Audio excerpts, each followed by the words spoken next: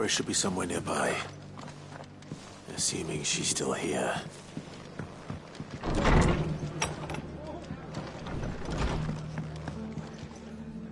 Ah, Clive. I was just about to send for you. I'd like you to take something to Sir Wade up in Eastpool. Seeds for planting.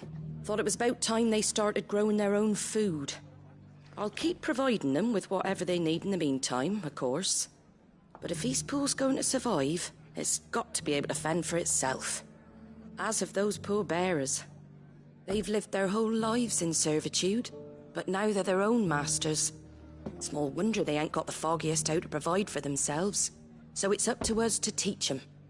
And if you're wondering why you, well, the wagoneers taking supplies up that way have been coming back with more and more reports of Akashic around the village of late.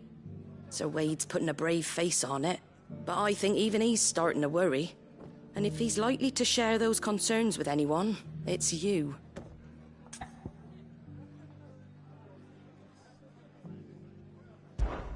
All right. Thanks. Wouldn't ask if I didn't have to. There. That should be enough to keep them in Gazal Greens for a few years at least. Gazal Greens. Not the most mouth-watering crop, I'll admit. But they're hardy, they grow fast, and they fill a hole. Better that than something that'll wither away at first frost. And chocobos love them too, which is no small thing. When I say all of us need to pull together to get Eastpool back on its feet, I mean all of us. They ain't exactly succulent, but cook 'em right and they're just about bearable. I'll take your word for it. Anyway, Sir Wade'll know what to do with them. And if he don't, well, I'll go up there and show him myself. I'm sure you will.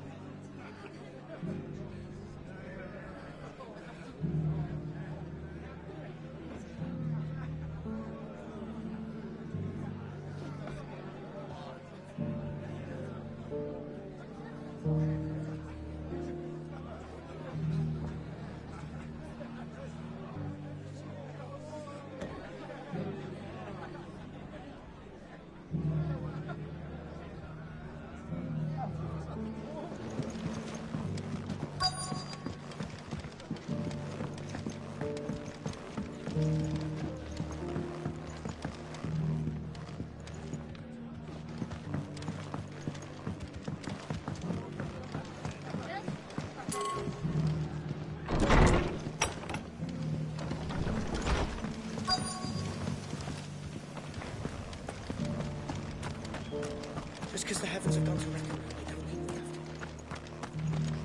to. It doesn't still hurt, does it? Oh. It's been a pleasure, Doris. Just like old times. I'll give your offer some thought, my lady. How goes the investigation? Sid, what brings you to Martha's Rest? You. I heard you were out here on your own, tracking our slaver. I trust you're being careful. Of course. And it had to be me. The bearers from the Dragon's Eyrie confirmed a long-held suspicion of mine that the slaver we've been tracking is an old acquaintance. She's no fool. If we'd come in force, she would have spotted us straight away, and then vanished without a trace. That was her just now, wasn't it? So, was it a fruitful reunion? I'd say so. She tried to recruit me. Seems her time in Rosaria is coming to an end. She's abducted bearers from across the region and is looking to smuggle them back into Sambrek. After her brush with those beastmen on the road to Northreach, she hired herself an Imperial escort, which she wants me to join. She's dangerous, Sid, but I think I can stop her. Then I'm going with you. I'll take care of the escort. You can see the bearers to safety. Where are they? The Baum Archers, soon to break camp. You go on ahead. I'll follow once I've sent word back to the hideaway.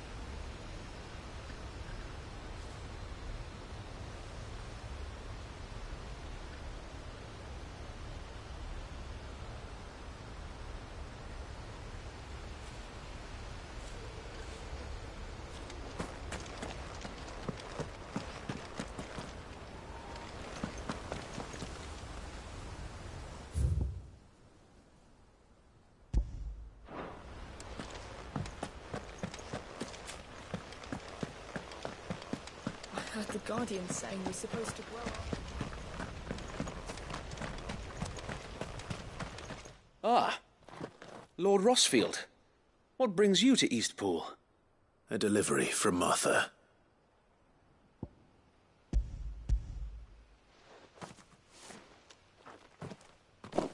These are Gizal green seeds.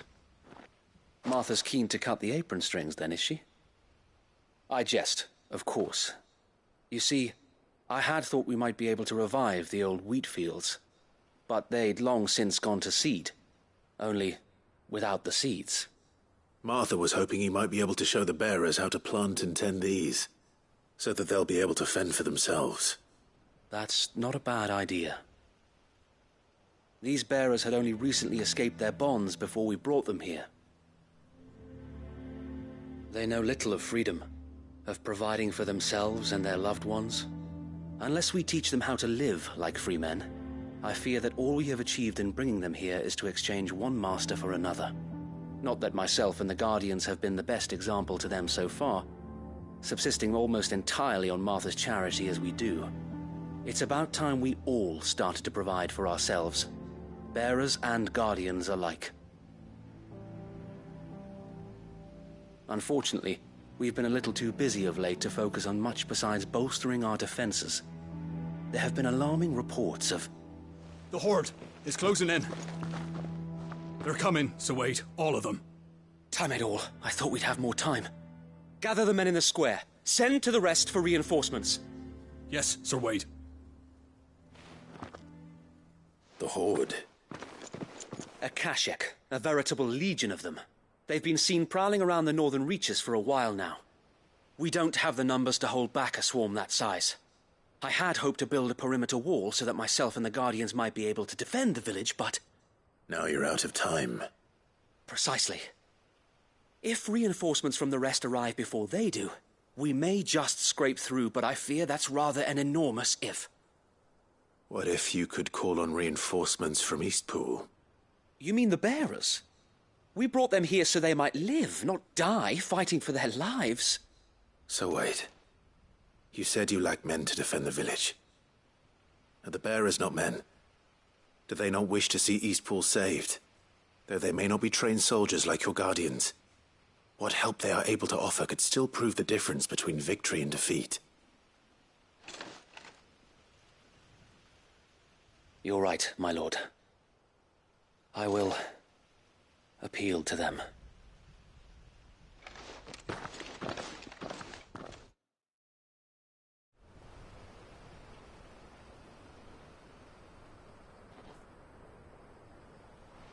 My friends, I humbly beg your aid. We Guardians are few and our enemies many. But I swear we can defeat them with you at our side. You would send us to the slaughter, to serve as bait for those fiends so that you and your men might be spared. And to think we trusted you. Say what you will, a home is not worth dying for.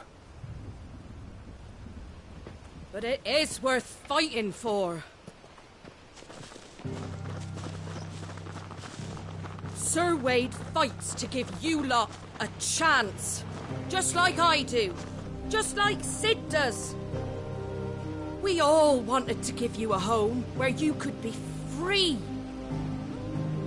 And you got one, didn't you? This place, Eastpool. This is your village. Your home.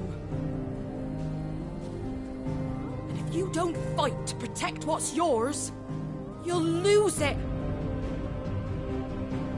You know I'm right. This world wants to take everything from you. Everything. Your homes, your freedom, your very lives. So then, are you going to stand by and let that happen to you?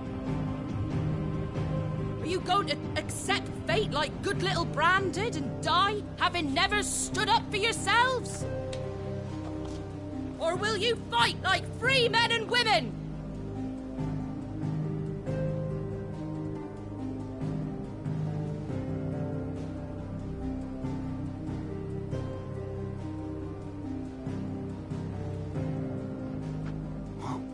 What are you doing? All right. Give me a sword. I never dreamt I'd have a home of my own.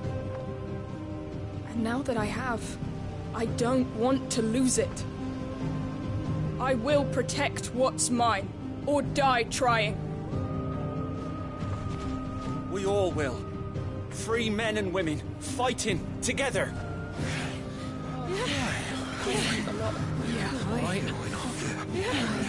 For Eastpool! For Eastpool!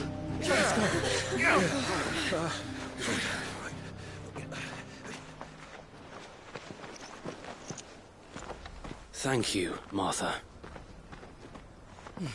Don't mention it. Just promise me one thing. That you'll show them how freeborn fight. Gladly.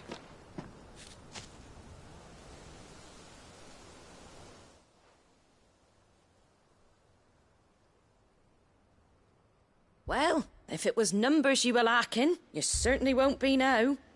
Thanks to you. Me? Oh, I just love the sound of my own voice. Lord Rossfield, my lady, we're ready. So what's the plan of action? We'll divide our forces into several small detachments, each made up of guardians, bearers, and guards from the rest. These will position themselves at strategic points around the village. Upon engaging with the Akashic, each detachment will keep the creatures occupied as best they can, steadily retreating all the while. You're going to lure them into the village? I am. We will have neither the time nor the resources to treat the wounded, so injuries must be avoided at all costs. Instead, we will focus purely on defense at first. By coordinating our withdrawal through the use of messengers drawn from among the bearers, we will aim to have the swarm converge at a point of our choosing. With luck, that point will be the village square, the perfect place for our most able warriors to surround them and fall upon them, and for you and I to finish them off. A sound plan, but one that'll require a leader with a cool head and strong nerves to coordinate the retreat. I'd say you have both in abundance, Await, but you'll be needed. Please, leave the last of the fighting to me. Ha! And let you have all the glory. Sir Wade! They're here! Then you know what you must do. We work together, everyone playing their part, each shielding the other that no man might fall, that Eastpool might live on. For Rosaria! For Rosaria! We've no time to argue, my lord. I'll do as you ask. And I will do as you ask. Suppose we'd better do our bit too then, eh? Right you are, Martha.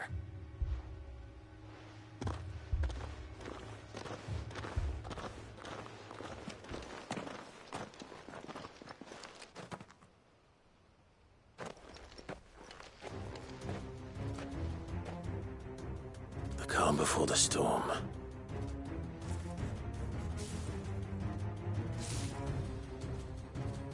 And here it comes. Not let this village fall.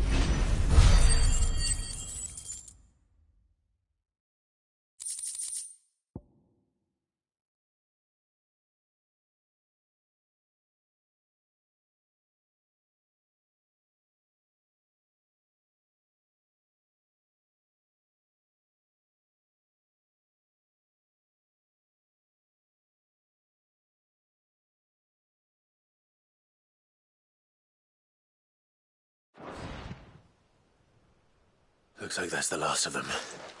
Lord Rosfield! Change of plan! What is it? Owl from the rest. An Akashic curl's been sighted on Rhiannon's ride and is headed in their direction. Well, the better half of her guard is here. So wait, how many Akashic remain in East Pool? Hard to say. My men are still facing some resistance, but I think the worst is behind us. I could order a detachment or two to fall back and... No. Let them finish the job. You stay here too, Sir Wade. Your men need you. I'll go after the Curl. Join me only when East Pool is won. If you're sure, my lord. May the Founder protect you.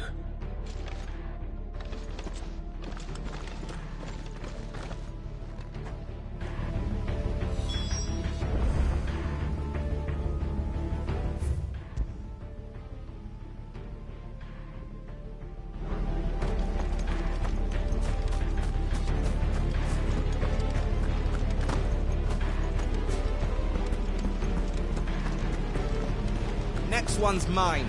I might not know one.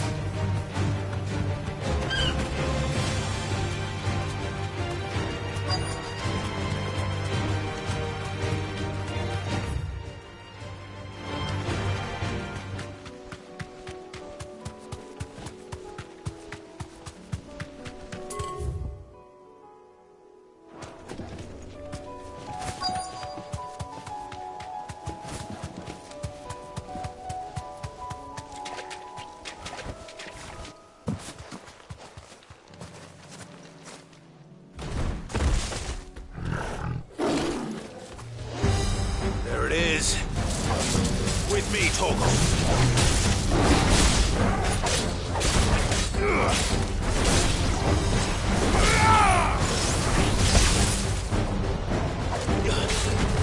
Help me, boy.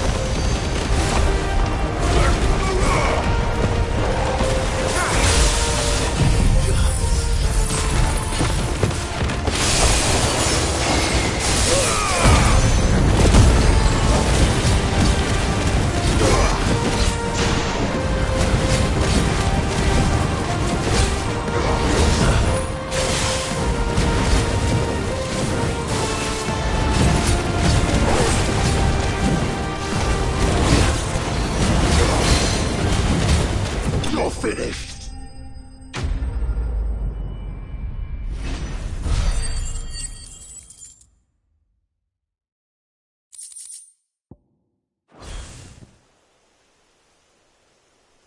All right. Back to East Pool.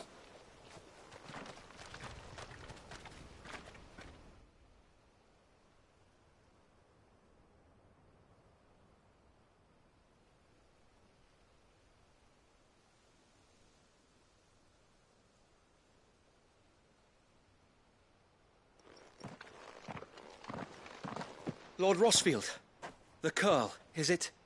It's dead. Thank the Founder for that. And for you, my lord. We were able to eradicate the rest of the Horde. I have guardians posted around the village to keep watch for further attacks, but all seems quiet for now. I hesitate to say it, but I think it might be over. I think it might.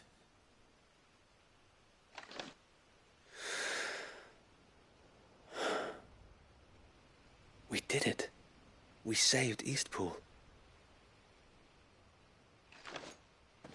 Thank you, my friends. Thank you. No, Sir Wade. It's us who should be thanking you. You brought us together. Showed us what it means to fight for what you hold dear. We never had nothing to call our own before. We didn't know what it meant to protect it, but now we do. We really do. Forgive us, Sir Wade. You and your people saved us, and still we doubted you. But there's no doubt in my mind anymore. We're free men now, so we have to start acting like it. We have to fight to protect what's ours, to protect Eastpool. And we shall. We all shall. Together. This is our home. And if anyone or anything tries to take it away, they'll have us to answer to. Come on then. Let's get to work. This village isn't going to rebuild itself.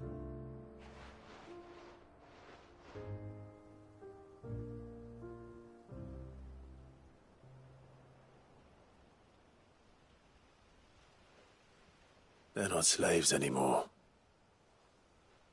No. They're Rosarians.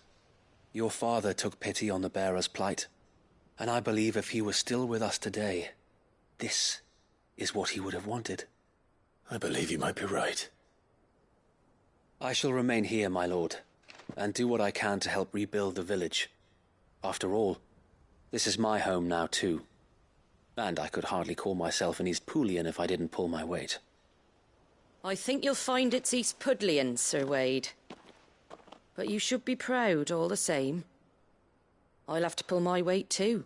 Can't have the rest getting outclassed. Speaking of which, I ought to be getting back.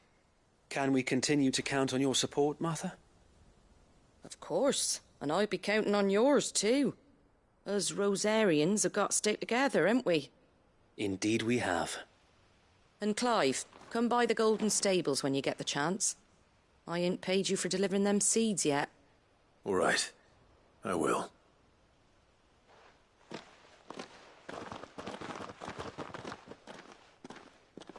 Lord Rossfield, do you remember our very first mission together? Clearing the goblins from the Stillwind marshes? How could I forget?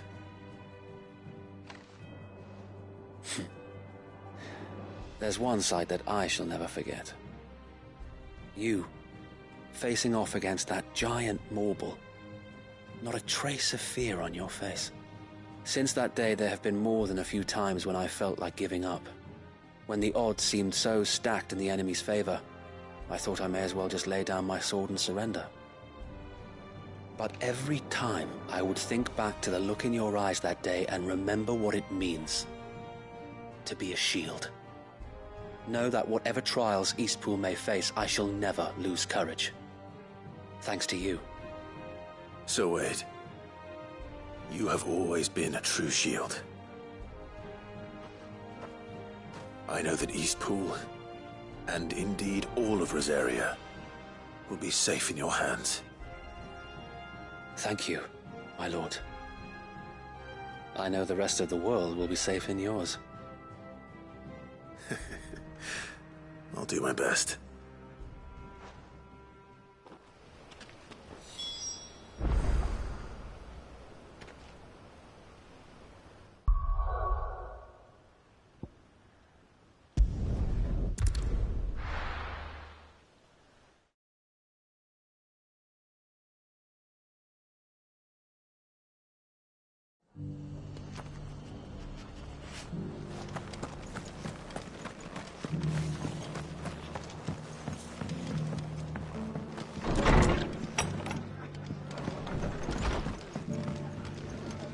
The hero returns.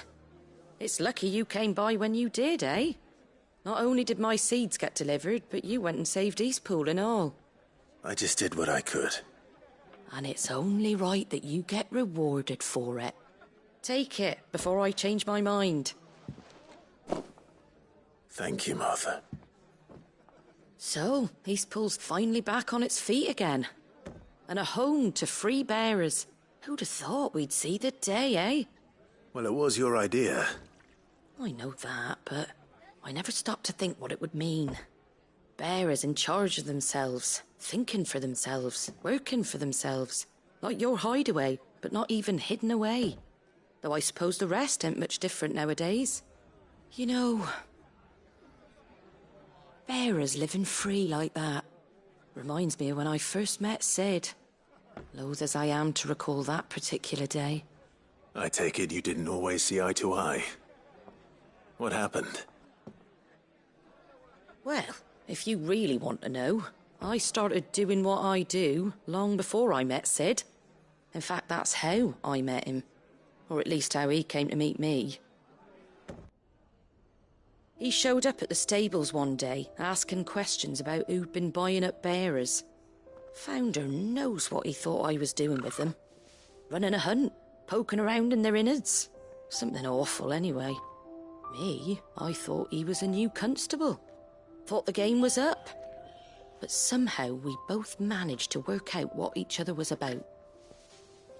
And before I knew it, the cheeky arse was rattling on at me about how I was doing it all wrong. After all my hard work. Told me I was giving them relief, but not freedom. That my bearers were still dying as slaves. Got right under my skin, it did. Told him if he didn't like it, he could bugger off and report me to the garrison.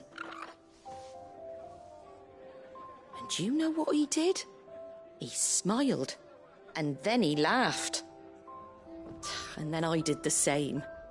We made a pact that day, that whenever one of us was in need, the other would always be there for him. And you were? Well, we both wanted the same thing. To make life better for bearers. Just like your dad. Do you know I was born right around the time Elwyn became Archduke? Growing up, I saw how he tried to change things. He certainly didn't lack for ambition, that one. Indeed. But the loftier one's ambitions, the harder they are to achieve. Which is why those of us who follow in their footsteps need to finish what people like Sid and my father started. Suppose you're right, aye. And if we don't manage it, there's always them who come after us. Good thing we've got a few half-decent sorts waiting in the wings, eh? It's almost enough to give you a little bit of hope. Just a little. Anyway, enough nattering. Better get back to work. Let's see about making everyone some dinner, shall we? The least the folks who saved Eastpool deserve is a hot meal. And you and me ain't gonna save the world on an empty stomach neither. That sounds like a wonderful idea.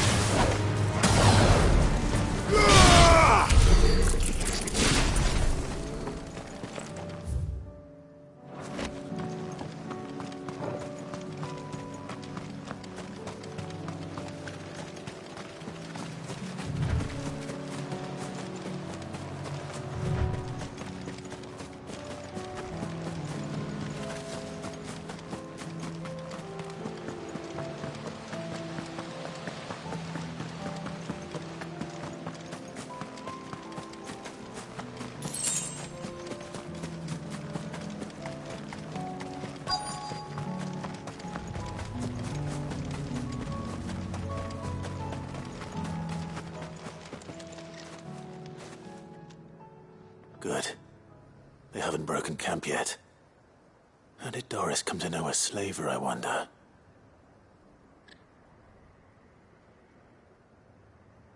We've waited long enough. She's not coming. Ready the bearers. We're leaving. Back to civilization, is it, Mom? With all haste, lest any of you lackwits start talking like these feckless bumpkins. I presume your men are ready. We've suffered too many delays as it is. Any more, and I'll be docking your pay. Yes, Mom.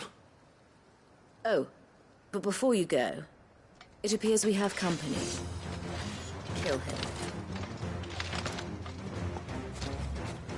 You're welcome to try.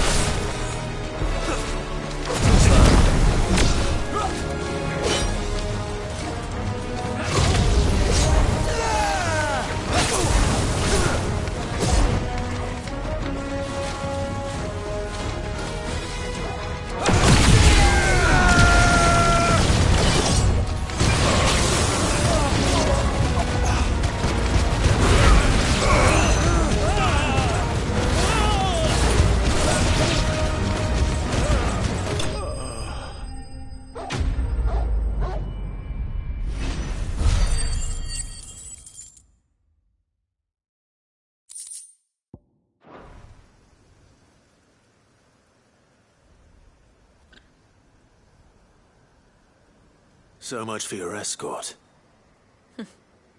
You'll forgive me for not avenging my men.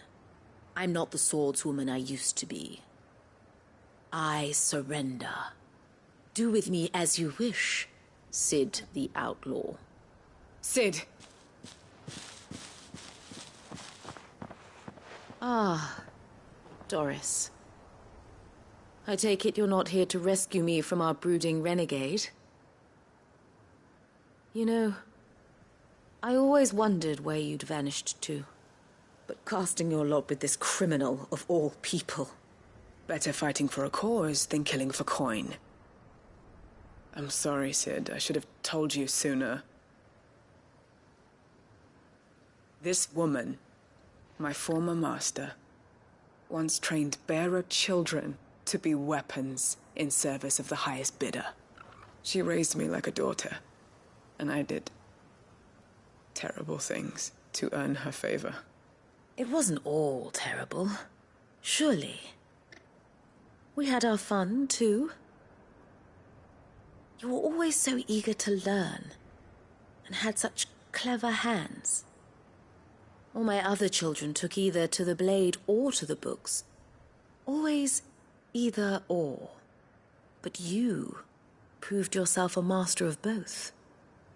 That's why I kept you for my own. How about it, my little dagger?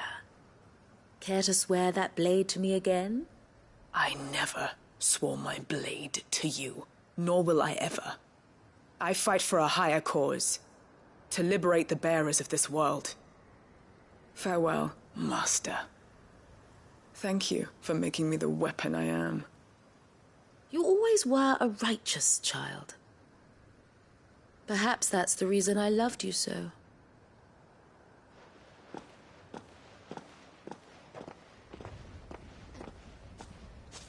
What do you want to do with her?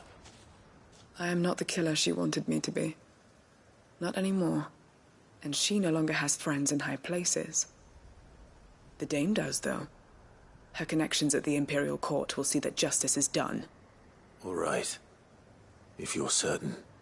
I am. And thank you for everything. Now, I better let these bearers know that they're safe.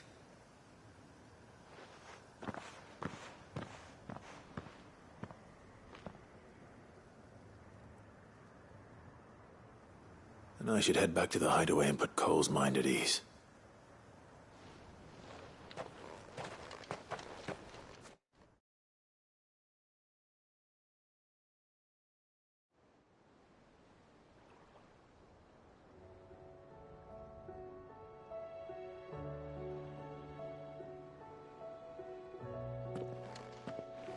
Welcome back, Sid.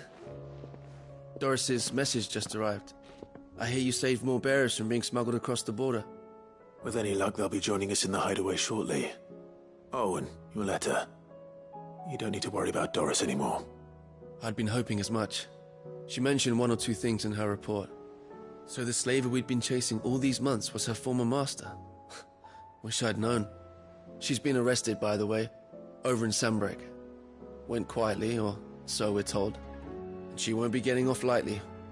The Empire may have no love for bearers, but it's none too fond of black market traders either. Can't have been easy for Doris. I'm sure it wasn't. But don't worry. She'll be all right. I hope so. Suppose you should know, eh? You had quite the past yourself before you came here, or so I understand. Anyway, thanks again, Sid. The Cursebreakers would be lost without Doris. And you, of course. Keep up the good work, Cole.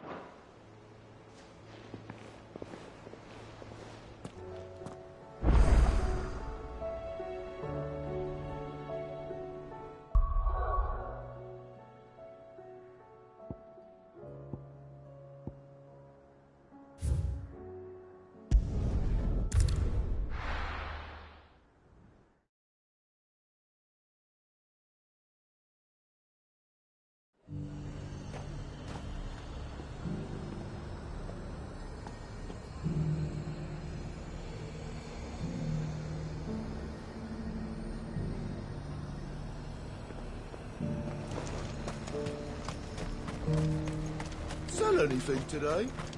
Hasn't it?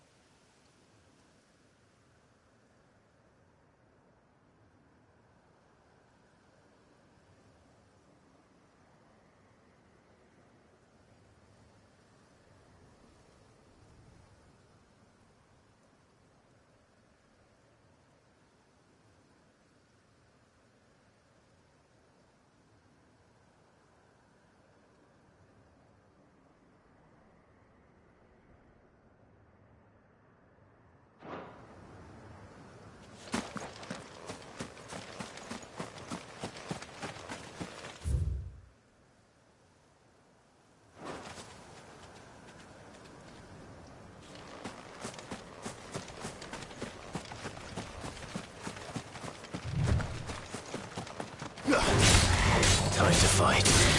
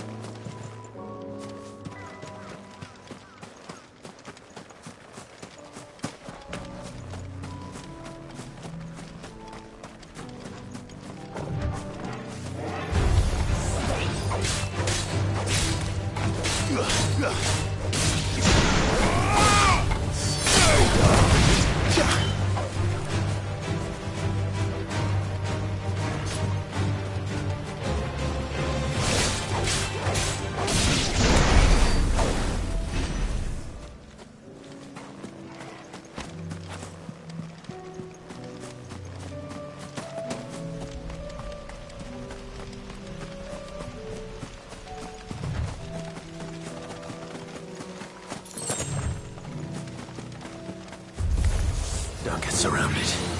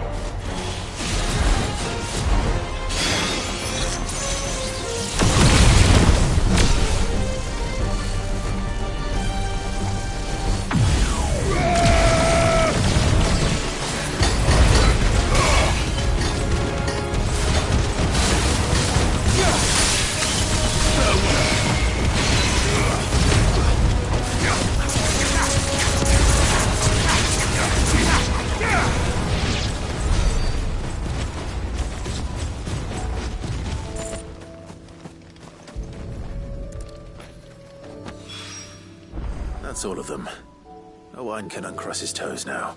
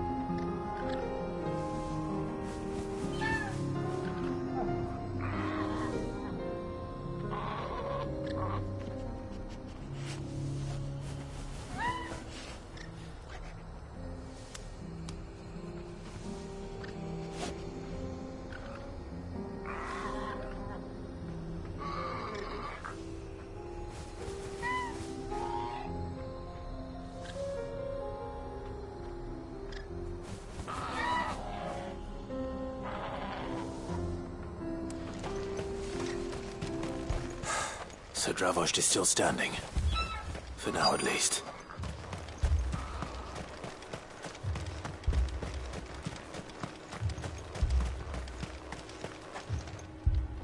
Clive! You're here! And the Akashic? Mostly off to the north still. But I spoke to Doris's scouts and it turns out things are worse than I thought. There's swarms of them out there. Told old Snotty to be ready to seal the north gate. That should buy us some time if we need it. Enough for the villagers to barricade themselves inside their homes, at least. Well done. Welcome back, Sid. I'd never have guessed, you know. Not if August hadn't let slip. Who'd have thought that the savior of Dravost would turn out to be the realm's most infamous outlaw? Keen to help us out again? I am. Thought you could sneak off without me, did you? Blackthorn. Oh, what are you doing here? One of the scouts couldn't keep his voice down. Unlike my best mate who didn't think I deserved to know. Zoldan, how long's it been? Long enough for us two to turn into a pair of old codgers, I see. That your idea of an apology? Prick. Don't listen to him. You only did what you thought was best. For the village and that. I did, yeah. But that ain't the whole of it. Vulcan, our master, didn't leave the chiefdom to the two of us. He left it to me. The best blacksmith in Dravost, barring himself, of course. Bloody stupid tradition, in my opinion. If someone's got talent, you should let them practice their craft, not ask them to settle petty feuds and barter for grain. Our master wasted half his life that way. I wasn't about to let that happen to me. So you wasted half of mine instead? You're what Dravost needed. Under me and my precious ideals, this place wouldn't have lasted a year. So I left to devote myself to the work and spare you lot the consequences. I may be a selfish prick, but I only did what I felt I had to. What you had to do was your duty! Even if it meant we all starved? Enough. This is no time for bickering. You can finish beating each other up once Dravost is safe. Fine. I've said my piece anyway. Yeah. So have I. Sorry, Clive. I shouldn't have stuck my nose in. We're short enough on time as it is. Still, give us a mo, would you? I need to get my head straight before any of them Akashic try to bite it off.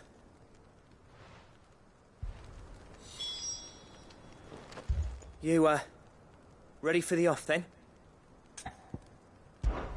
We can't afford to waste any more time. Right you are. Might be worth having one last word with the scouts, though. Don't want any nasty surprises, do we? Oh, and Blackthorn, you and Zoltan might be better off staying inside the... Akashic on the move. How close are they? Within sight of the walls, and there are more coming up from the mines. What was I saying about nasty surprises? They'll wash right over us if we stay out in the open. We're pulling back behind the gates. Good idea. Get yourselves inside, but keep your weapons handy. Understood.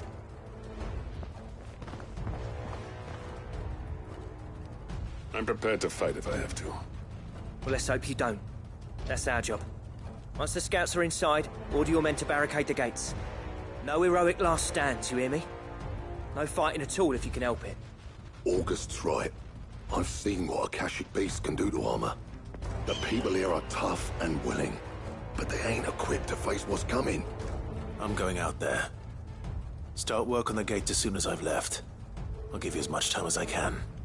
And if they kill you? You evacuate. But it won't come to that. I promise. You'd better be right. Take good care of Dravoj till I get back. Leave it to me. And give those things what for, yeah?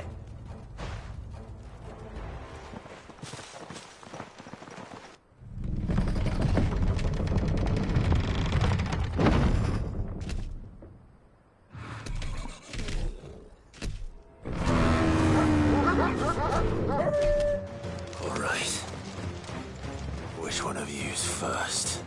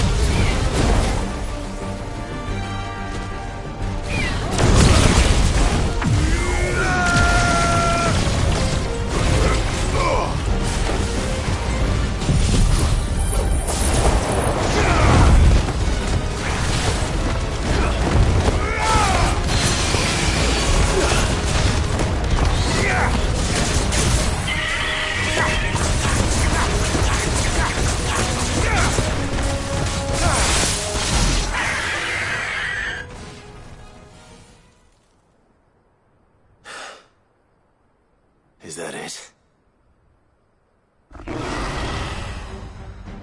Apparently not.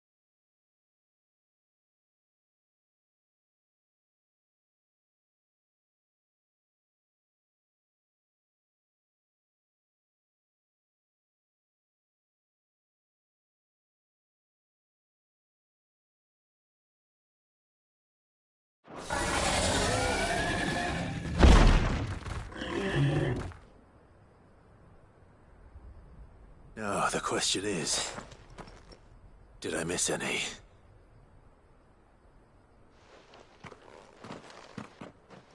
Man alive! You're still in one piece! I slew as many as I could. As many as I could, he says. The old bleeding lot, more like it. Well, almost. Only almost. Yeah, one or two did try to sneak over the wall. But we got the bastards, don't you worry. Good. Though you do know, more will come in time. In time, yeah. But we can think about them later. Let's get you back inside.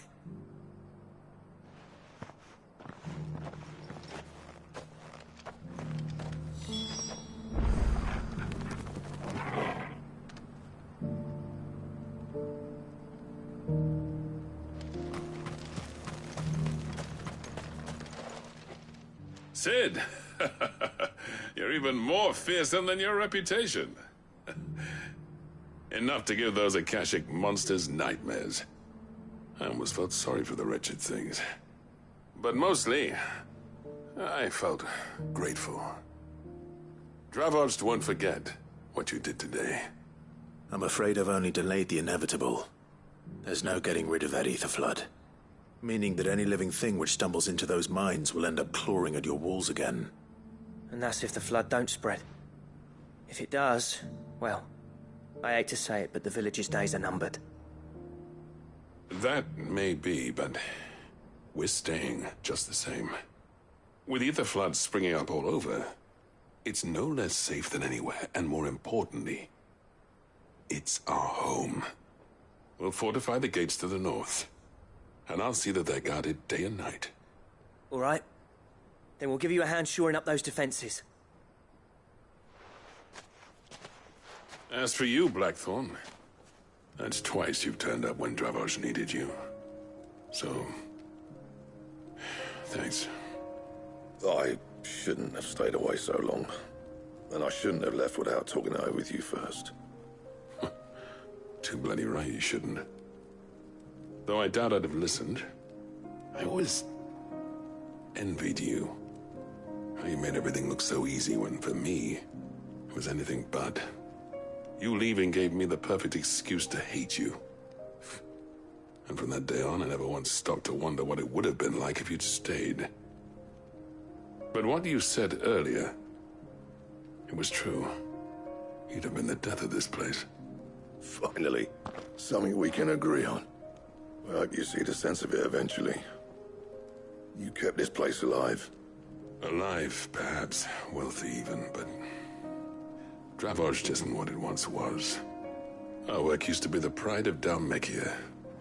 Now, we churn out the same rubbish day after day because it's easy and turns a profit. It's not about the craft anymore. I wouldn't send my sons to war wearing the shit most of our smiths are making. I've kept working, honing my skills, trying to lead by example, but no one sees the point. The average castle apprentice has as much passion for the craft as our current lot. Come back to us, Blackthorn. Remind Dravos what a true master blacksmith looks like. I'll even man those bellows of yours if it means we can work at the same forge again. That's a kind offer. Kinder than I deserve. And I wish I could accept, but I'm needed elsewhere. There's people who trust their lives to my steel, and I daren't let them down. Fair enough. But that doesn't mean I couldn't visit from time to time. Let's see if we can't rekindle this town's passion for the craft, shall we? I'd like that. Just be sure to tell Snotty to let me in the next time I come calling, yeah? Knowing him, he'd let you in anyway. Blackthorn. The Master Smith turned outlaw, back in my good graces. I never thought I'd see the day.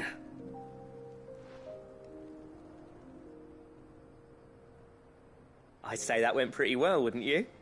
Even better than I'd hoped. Sid, I've got something for you.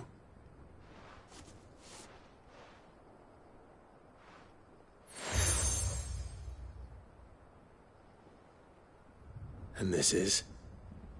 A token of our lasting gratitude. But I'm of a mind to make you a far grander gift. Designs for a certain sword have been passed down from chief to chief for generations.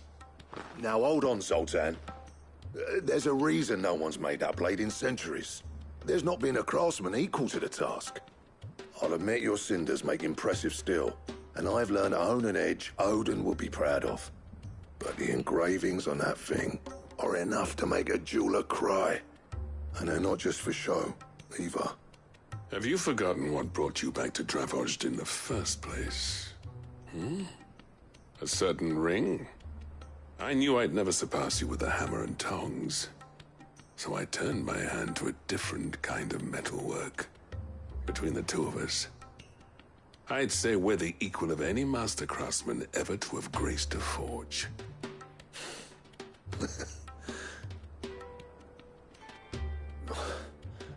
You know what? I think you might be right. Clive, you wouldn't mind if Zoltan came back to the hideaway, would you? He's more than welcome. As long as he can keep our secret. Right. Zoltan, get your tools. We've got a legend to forge.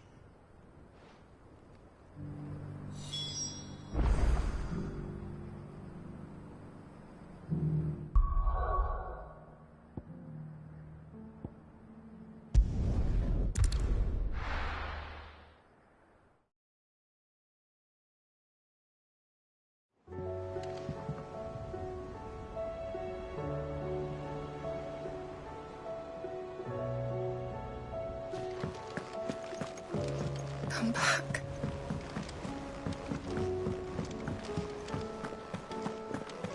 Oh, don't tell me we've run out of Papio nuts and all.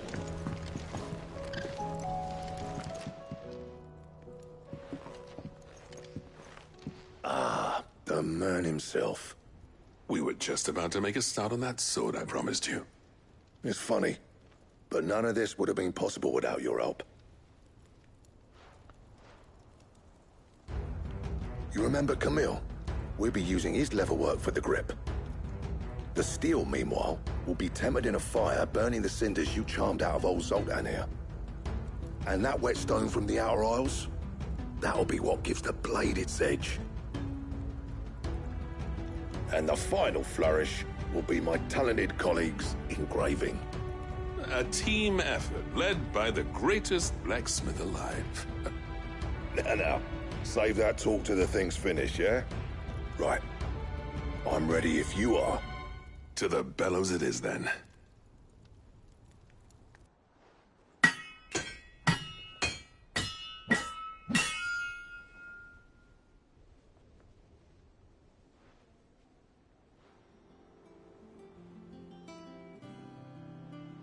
Well, bugger me. We actually did it.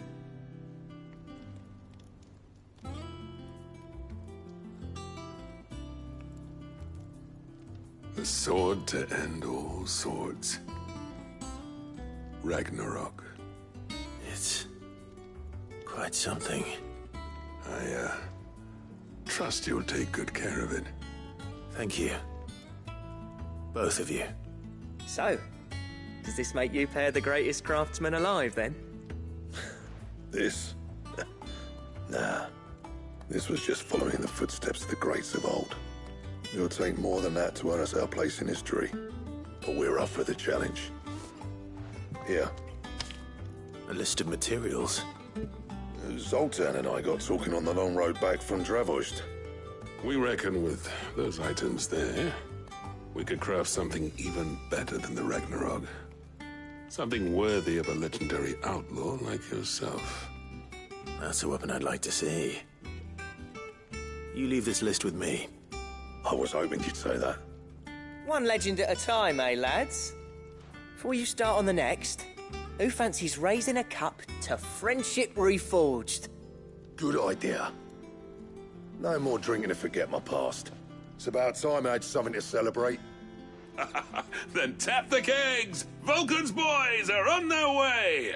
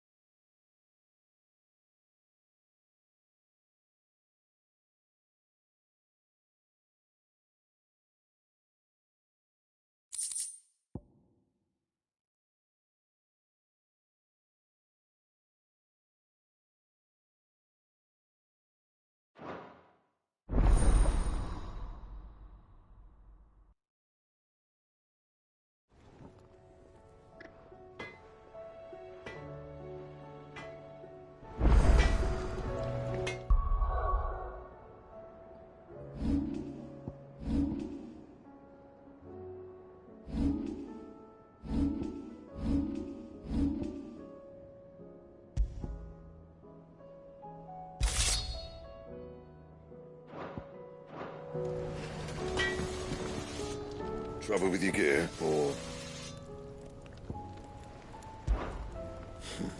I never thought me and Zoltan would ever speak again, let alone work together. And if it hadn't been for you, we wouldn't. You've been a good friend to me, Clive. The best.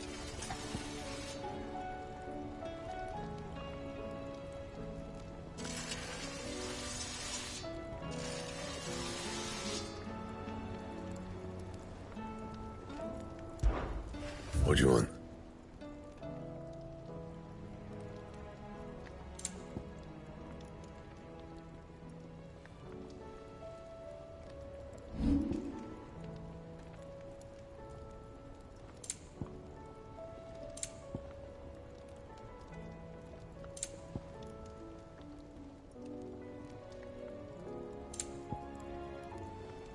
And?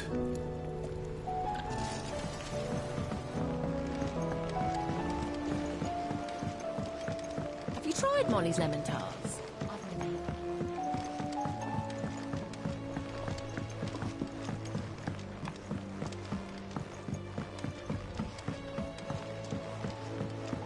Canva lost? It can't be true. Miss, can we read Miss Editor's story for our lessons?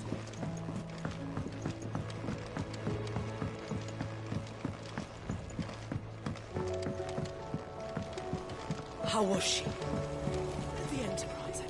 Ah, Sid. Wasn't expecting you back so soon. So, is it good news or bad? Good, thankfully. Here.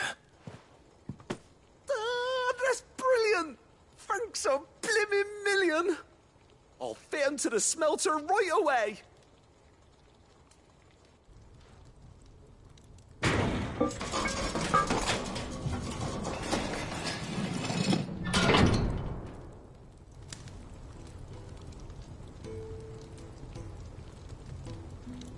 May I present to you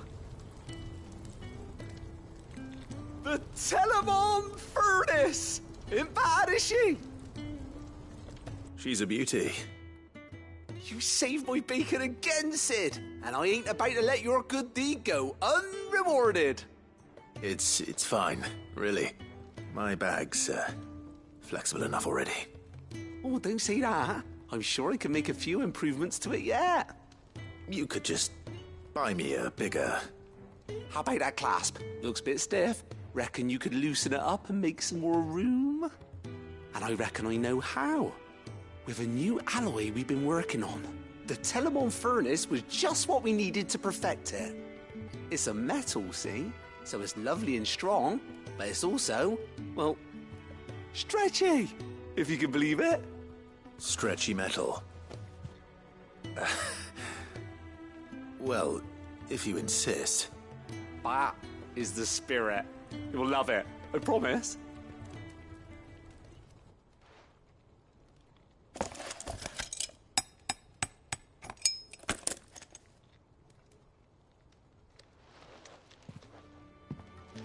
So, what do you reckon? It's actually quite ingenious.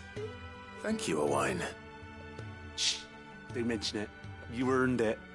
And I wanted to get some practice in using that metal anyway. Reckon we'll have all kinds of uses for it around the hideaway. Can't think of any right now, but that's our job, innit? Dreaming up new ways to make life easier around here. Maybe even out there, too. One day, the whole world's gonna know about the inventions you've helped us put together. That bag of yours will be the first of many. You mark my words. They'll hardly believe their eyes, I'm sure.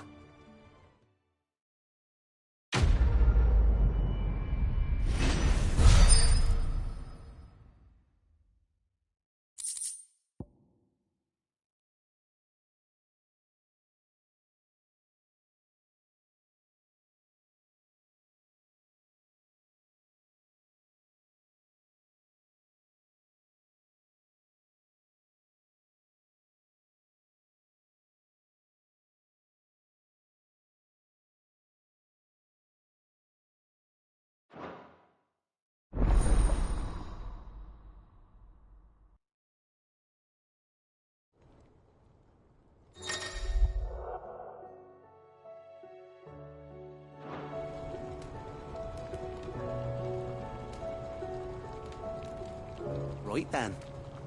Let's get back to work. These world-changing inventions.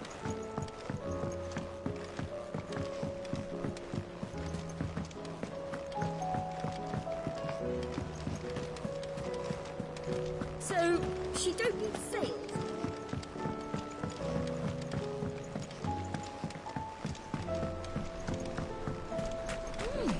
According to this, Barnabas Tharm is called the last king on account of the fact he hasn't aged a day since claiming the throne. But that was almost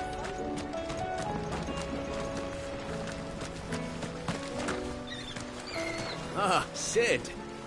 I saw Mid and the others made it back in one piece. More or less. Would that the free cities had fared so well.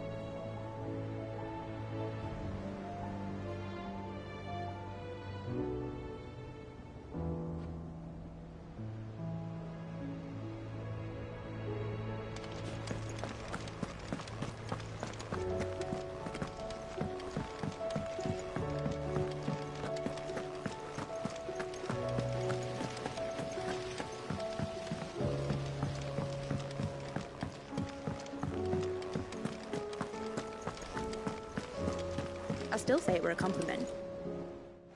Ah, Clive. I was wondering when you'd arrive. Please tell me you've come to take our young prodigy here off my hands. I'm not here for Mid. I need information on Ash. Then why not ask Molly if you can look in one of her ovens? Go on. As soon as the Enterprise is ready, we'll be setting out for Drake's Spine. And we're going to need a safe place to land. Preferably one that won't see my ship blown to shit and splinters. If it were that easy, do you think Waloed would have resisted invasion for so long? Very little is known of Ash, and the information we do have is spotty and outdated. We have the good King Barnabas to thank for that. Waloed's borders have been closed to outsiders since the day he seized the throne. If there is anywhere safe to land, you won't find it on my map. Then tell us what we will find. I'm sure you know better than we do. But no splinters! All right, if it will get you out of my hair. But interrupt me, and it's over. Understood?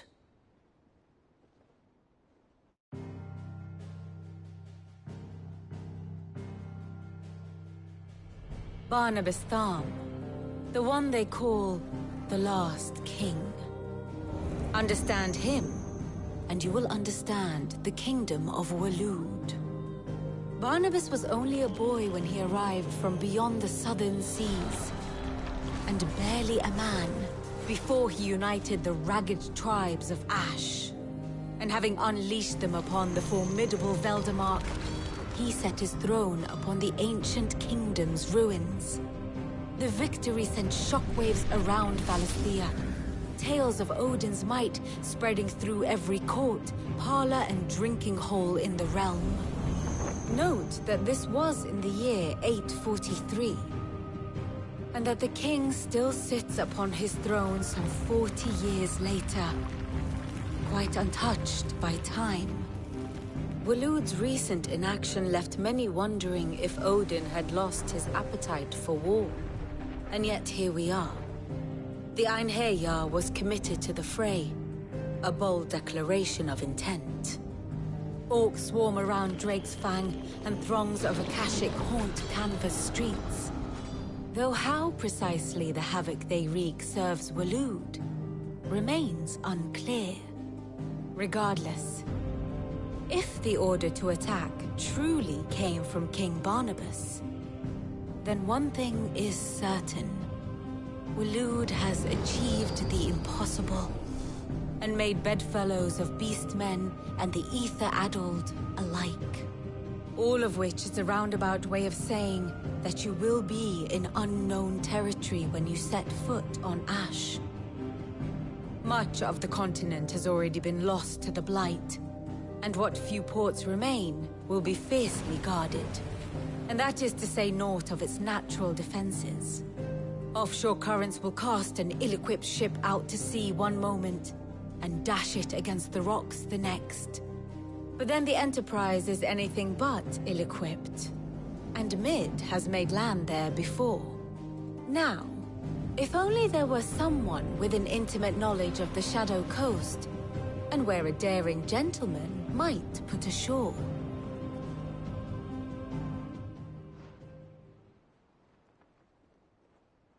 You see, Clive, you had the answer all along. Do you think you can get us back to that beach, Mid? Picked you up from it, didn't I? Not that it were easy. The currents were a right bastard. But then, if it wasn't hard, it wouldn't be worth doing, would it? Well said. Thank you, Lady Vivian.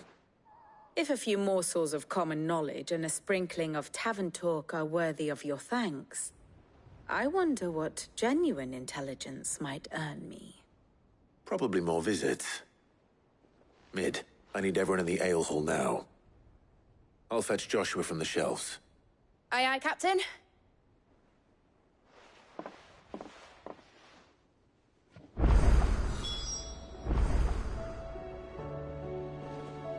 What will it be today? I'll want a full report when you return. My map of Waloed is in sore need of revision.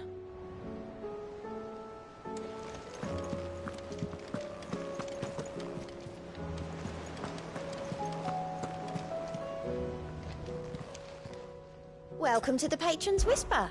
Come to claim your just desserts?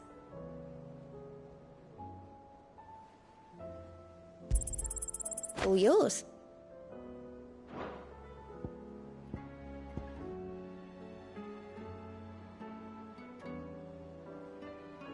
Best of luck out there, Sid. Fancy a look at the list, do you? Anything catch your eye?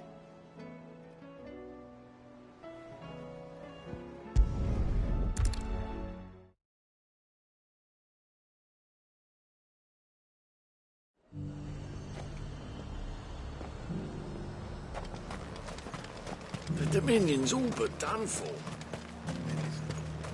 Was that shouting I heard from the barracks? You're that sellsword the dame's so fond of. That was some fine work you did up in War.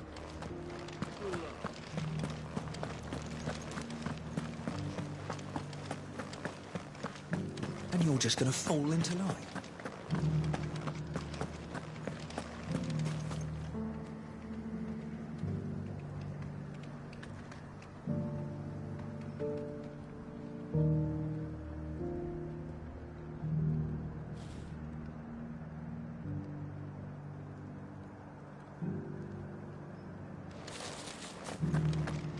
I don't trust this Duke. Oh, Clive. What am I to do? My wards and I may soon be without a home. What's happened?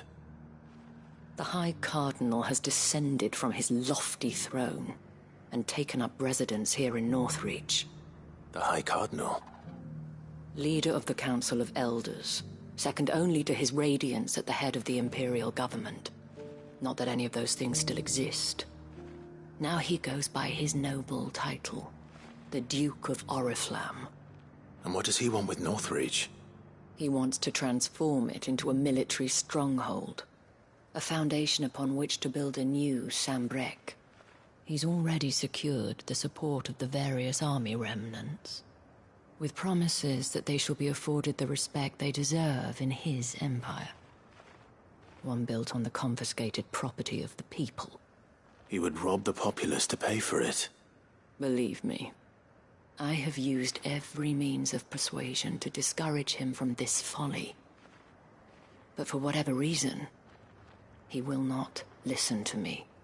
What does Captain Philippe make of this? When the town was under attack, it was him the soldiers rallied around. Couldn't he use that influence again? How? By speaking out against one of the most powerful men in Sambrec. A man whose stated aim is to revive the Empire Philippe's comrades swore to serve, and to improve the soldiers' lot within it. The captain can offer them a regular supply of gruel, and an occasional trip to the Vale to help them forget the terrors they face each day. The Duke offers them a vision of strength and safety. No. Any attempt to incite mutiny would cost Philippe the support of his men, if it did not cost him his life. But given the mood around town, mutiny may yet be unavoidable. The people have little appetite for further deprivation, least of all when it serves only to elevate others. And who could blame them? Clive, would you appeal to the Duke on my behalf? For your services to Northreach, you have the respect of the soldiers, and they will take you to His Eminence if you ask them.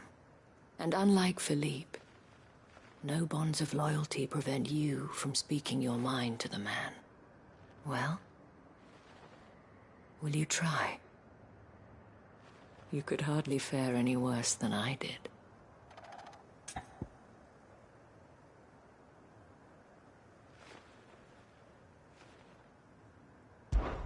I'll see what I can do. Thank you, Clive. Tell me then, where will I find this Duke of Oriflamme? In the garrison?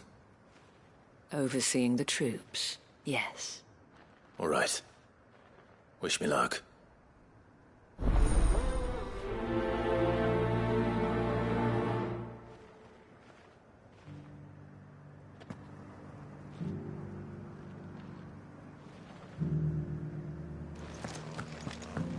I may have met this Duke before, at the Remembrance Ceremony. Let's hope I didn't make a strong impression. It's not only control of the garrison. Well?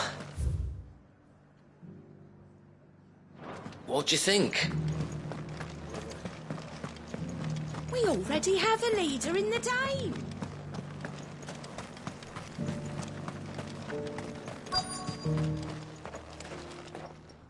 Halt! Oh, sorry about that. You're the Dame's man, aren't you? You got some business with the captain? No, actually. With the Duke. I was hoping I might be able to speak with him. We're under orders not to let any civilians pass. But you should be all right. His Eminence has heard all about you and your heroics. Wait here. I'll go and ask.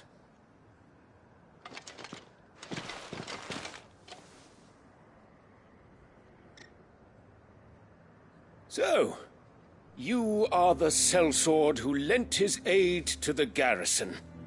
The Empire owes you a debt, and I shall see it repaid. But tell me, is it wealth that you seek, or favor? Neither, Your Eminence. I thought only to inquire about your plan to turn Northreach into a stronghold. Ah, I see. You are worried the expanded garrison will render your services redundant.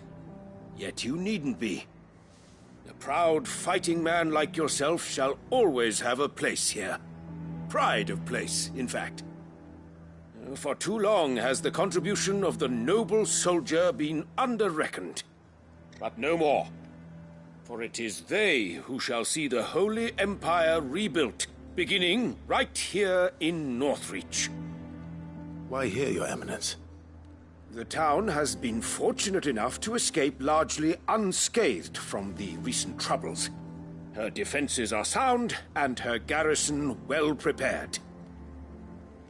Which is more than can be said for Oriflamme or Twinside. The Empire wants for a capital, and I believe Northreach to be the perfect place. With Caer Norvent as her citadel.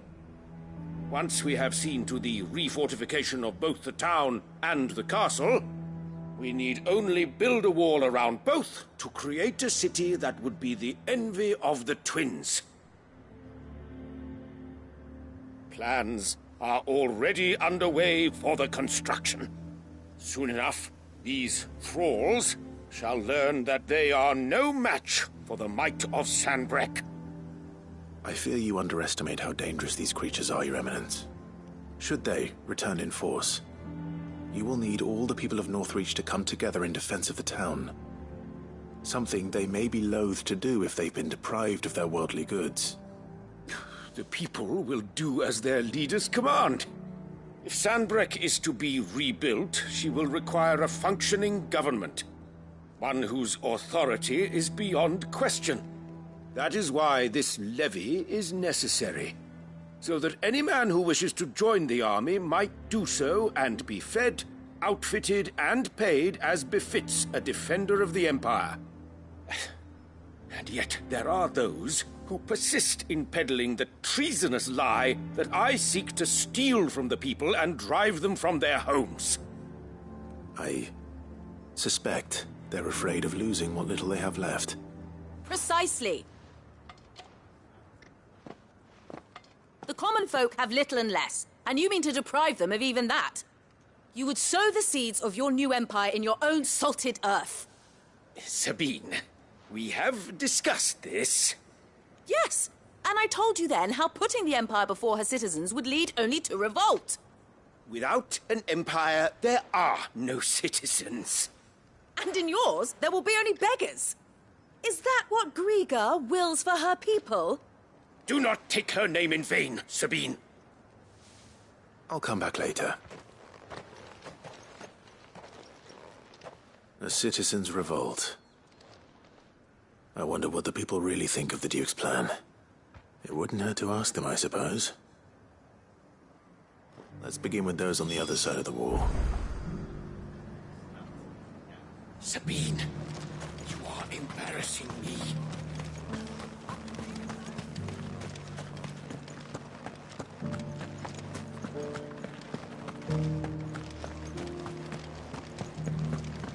Do you think he was the only one who survived?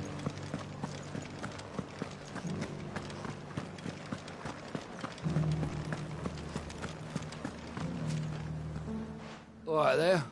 What is it you're after, sir? Just your opinion, actually. I wondered what you thought of the Duke of Oriflamme. Oh, him. Not much. None of us traders do. It's thanks to nobles like him that we had to set up shop this side of the wall in the first place. Couldn't have the rabble getting any closer to the holy capital, could they? And now he's trying to drive us out completely, threatening to take everything we got from us if we don't clear off. If the dame said she wanted him run out of town, I'd be straight through that checkpoint, tar bucket in hand.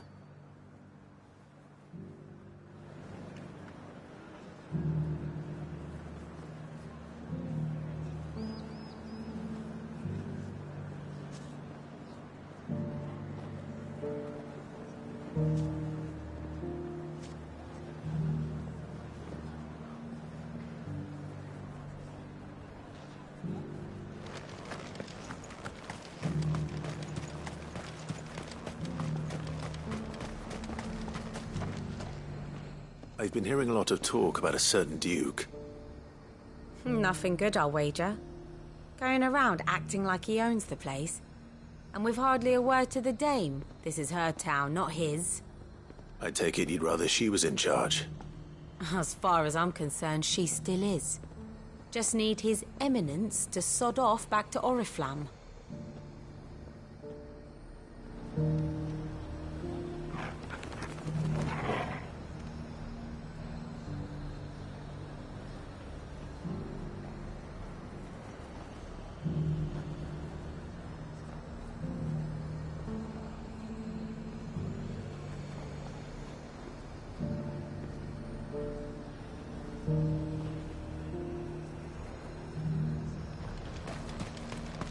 Sell anything today? As much. The garrison salvaged what they could. A question, if you don't mind. What do you think of the Duke of Oriflamme? Don't get me started. You build a life for yourself somewhere, earning for some noble to turn up and tell you you've got to hand it all over to him. If he thinks his name and his chains give him the right to empty our purses, he's in for a rude awakening. We'll do whatever it takes to keep what's ours. Whatever it takes. Well, the people seem united enough. What about the soldiers?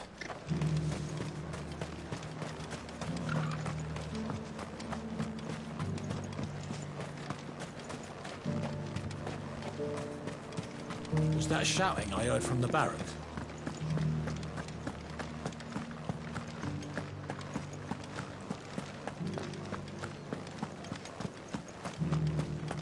And you're just gonna fall into line.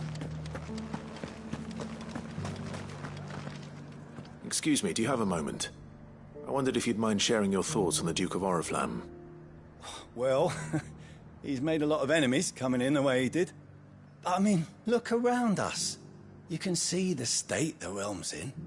The traders might not like having the screws put on them, but if they volunteered a few more of their hard-earned gil before things got bad, maybe they wouldn't have to. I think the Duke's got a point when he says rebuilding the Empire's the best way of making sure we're all protected. And if that means people who don't know one end of a sword from another have to make way for those who do, well, that's just how it goes.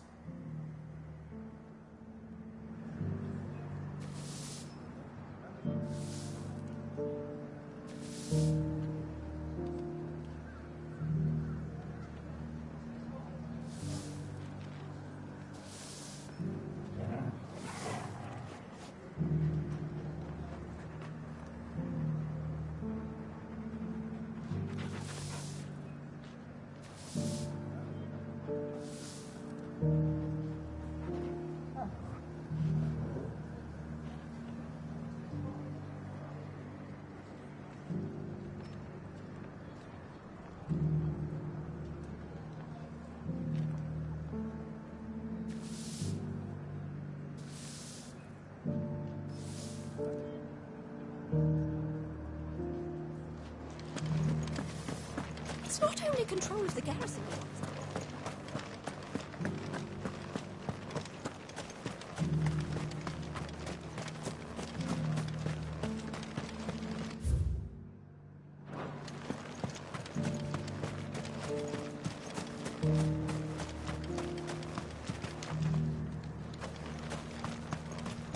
A whole day to dry some...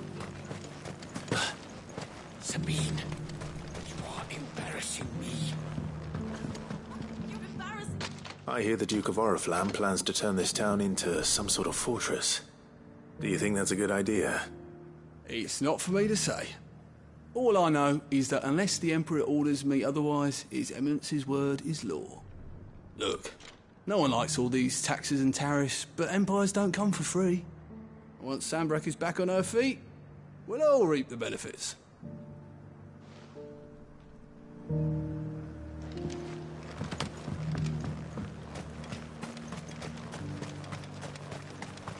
One at a time now. There's enough for everyone. You're the one who was talking to His Eminence. On the Dame's behalf, yes. I was trying to persuade him not to take the people's goodwill for granted, but it seems my words fell on deaf ears. What do you think of his plans? I'm a soldier, mate. He tells me what to do, not the other way round. Listen, I've got nothing but respect for the Dame, but I've got a family to look after. That's where my loyalties lie, not with the town or the Empire, but with my wife and children. If the Duke can get us the men and the equipment we need to fight off those blue-skinned bastards, I don't care how he does it. Let's see what Philippe makes of all this.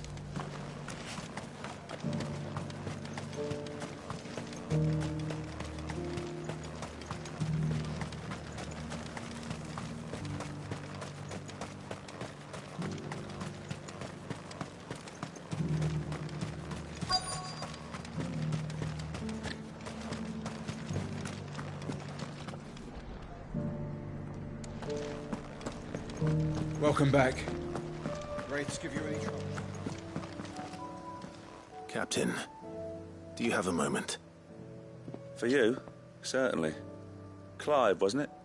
Thank you for last time. How can I help you? I wanted to ask you about the Duke of Oriflamme. Do you intend to go along with his plan? But to tell you the truth, I'm in two minds. It's my sworn duty as a captain of the Imperial Army to obey his orders. But I can't say I agree with him. Philippe, I remember you saying that you became a soldier to protect the people you loved. The Dame included. That's right, I did. Well, she doesn't agree with the Duke's orders either. She thinks they could tear Northreach apart.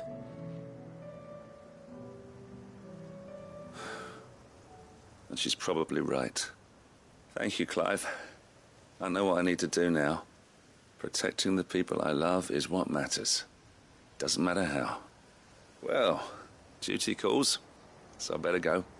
Thanks again.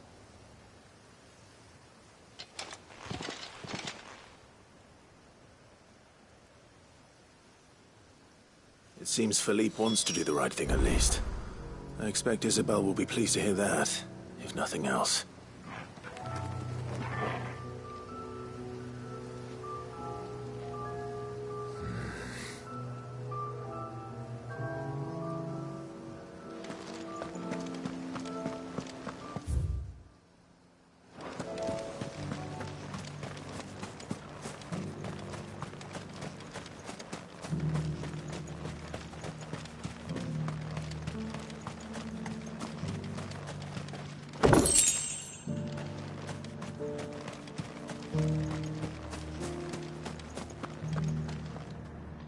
Ah, Clive. How did you fare? Were you able to speak with the Duke? I was, but...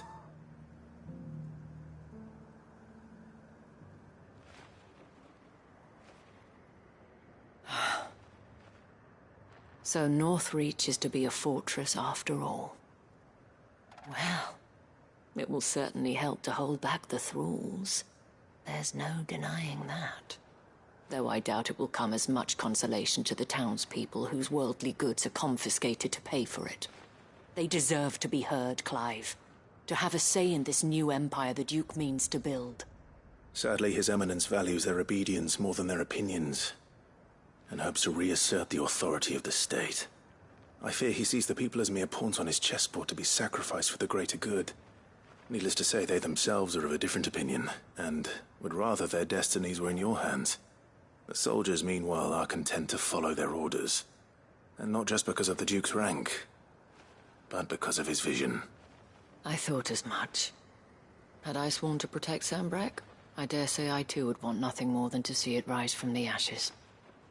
Thank you for trying. But the battle is lost. I don't know about that. What happened to your uniform? I handed it in, along with my resignation. Told the lads I wished them well, but that I owe it to those I love to call it a day. But why? Because I realized what really matters to me. Not following some nobleman's orders for the sake of it, but protecting what I care about. Protecting Northreach.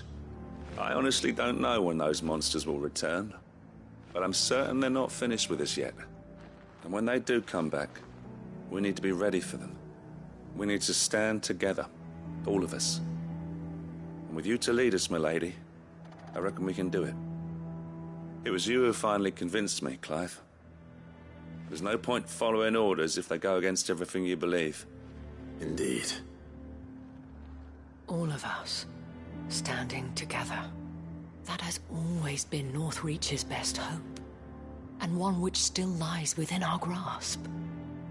We have only to turn our attentions to the true enemy. Thank you, Philippe, for showing me what I must do. Anything for you, milady. Speaking of standing together, would you mind if I borrowed a few of the lads from the Vale to help keep watch around the town? I fear His Eminence has loftier tasks in mind for the guard. Not at all. Be my guest. Wouldn't be the first time.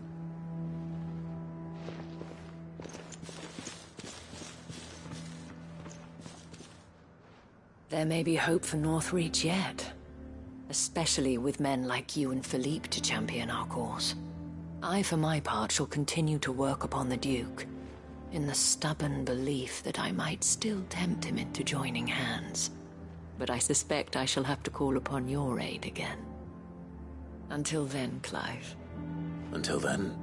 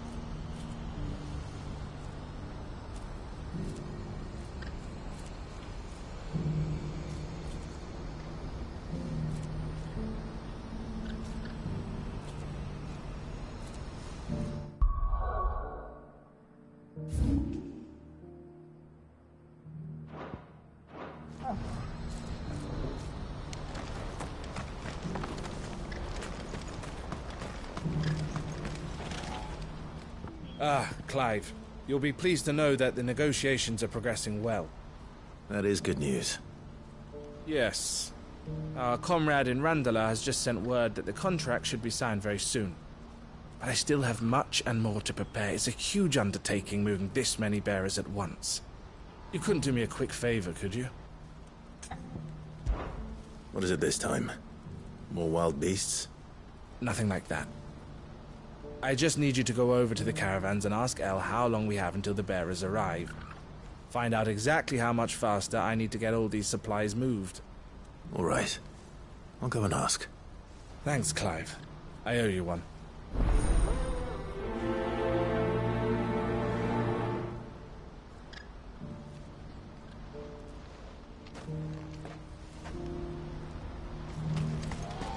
What's happened?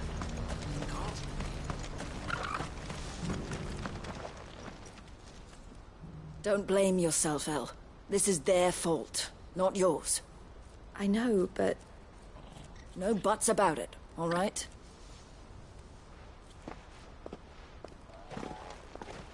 Is something wrong? Vonnie came to give me a message from our intermediary. The talks with the Republican army have fallen through. They've reached an agreement with the Silver Peak Consortium instead. Though prices have fallen of late, we deliberately offered above the going rate to try and deter other bidders. But the Consortium offered double what we did, and the army jumped at the chance. And you had no opportunity to make a counteroffer? None at all. And we were so close. El? What's happened? I saw Vonnie leaving. She didn't look happy. And with good reason.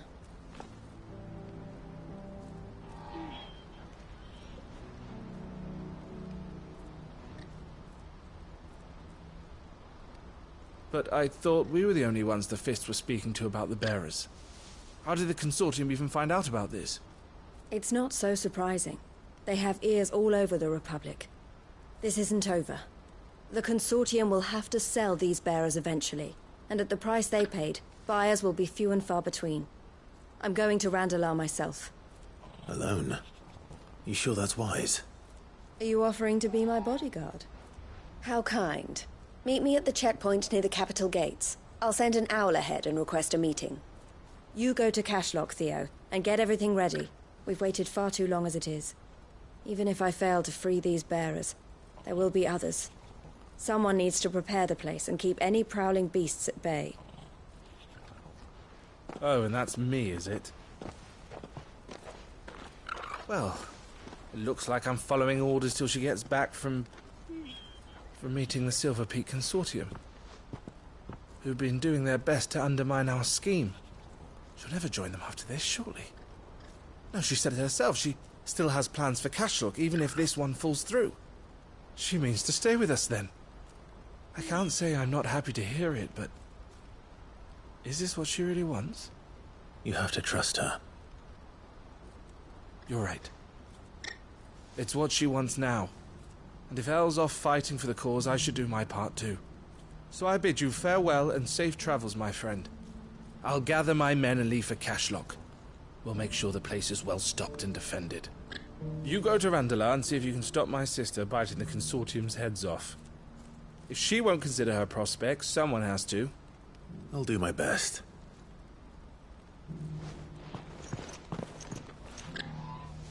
All right. To Randala, then. And better not keep Eloise waiting.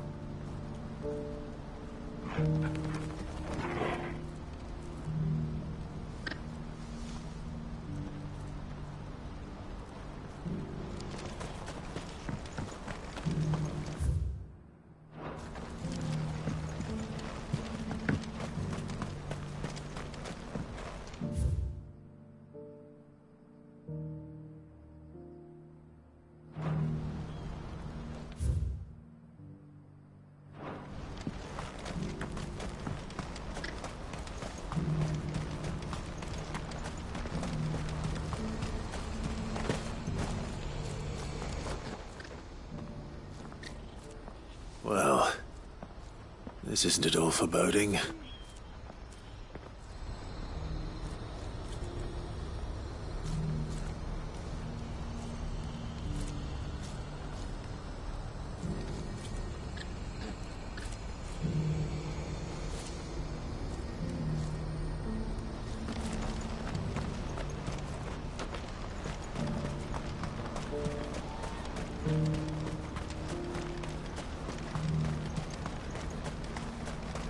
I wouldn't give for a hot meal.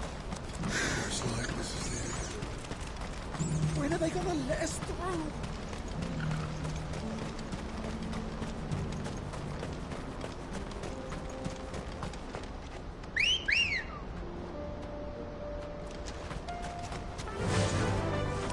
Fly, Ambrosia!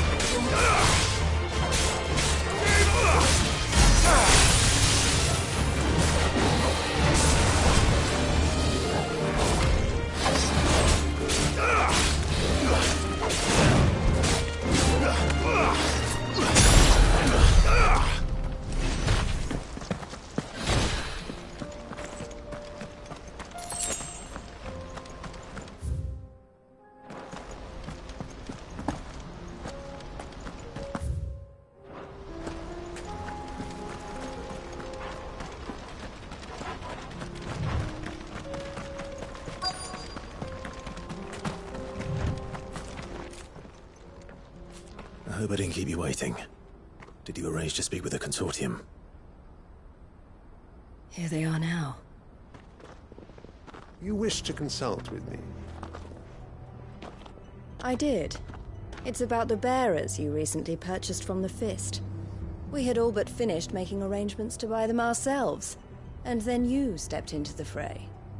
You misunderstand. The consortium had an interest in purchasing them from the very first. It was only our regard for you that kept us from bidding. But your hesitancy in accepting our offer to you suggested that the regard was not mutual. And so we resumed our business. I did not hesitate. I am simply not inclined to make such decisions without first giving them due consideration. But what is done is done. Come then. How much do you want for them? Alas, you are too late yet again. We rarely take on such unconventional merchandise without a purchaser in mind. The bearers belong to him now. Who is your buyer? A trader from across the water. A most demanding fellow, if it's any consolation. He insisted the bearers be fed, dressed, even given their own bunks for the voyage over.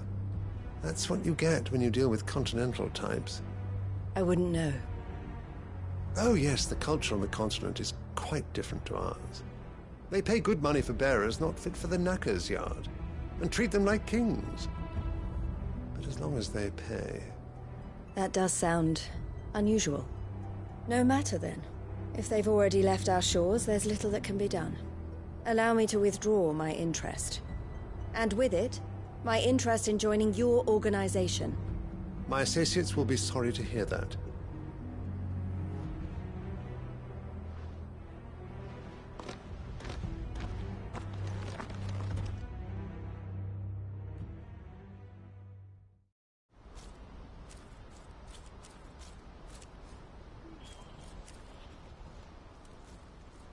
I'm sorry you weren't able to save them. As am I. But I only have myself to blame. He was right, you see. The Silver Peak Consortium did intend to buy those bearers before I did. Their representative hinted at a possible purchase when he came to recruit me. I feigned interest in joining them in the hope he might be encouraged to tell me more, and he did just that. As soon as he left, I sent my own offer to Randalar. So you never... No. I entertained the Consortium's proposal solely so I could learn more about those bearers. But I was a fool to think they wouldn't find out. I knew exactly who I was dealing with. You tried. I did. And if what he said was true, the bearers are to be well treated. Which is something, at least. But they deserved more. I wanted so badly to see them freed. Eloise! Eloise! Word from Cashlock. The village is under attack. A pack of beasts have come down from the mountains, and there's a dragon at its head. Theo and the others are trying to hold them off as best they can, but the odds are against them. They need help, and fast. Theo! I'll go on ahead. Thank you, Clive. I'll gather some men and join you there. Just... make sure he's safe.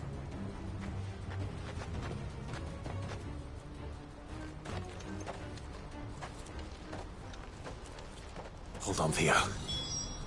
I'm coming.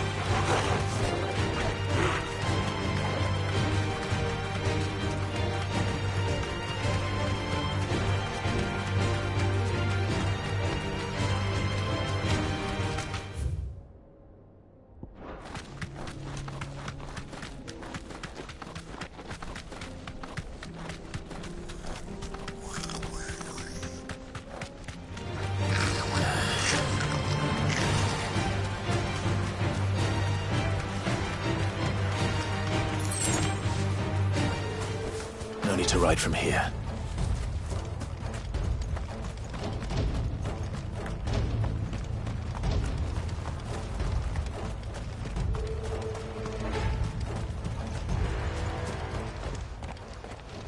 Where's Theodore? Upriver! He led the dragon that way to keep it from the village, but the whole area's flooded with ether. We just have to pray he makes it out in one piece. I can do better than that. Torgal, with me.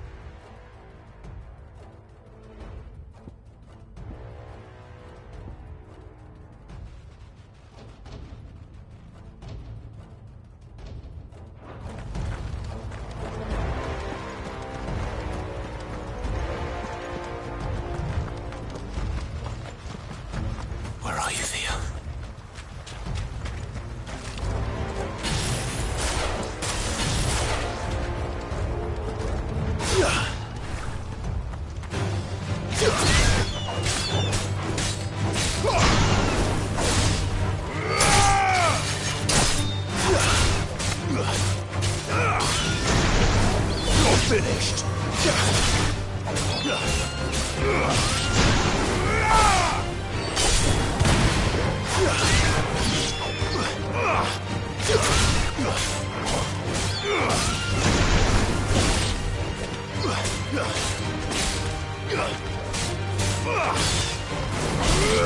Stay down.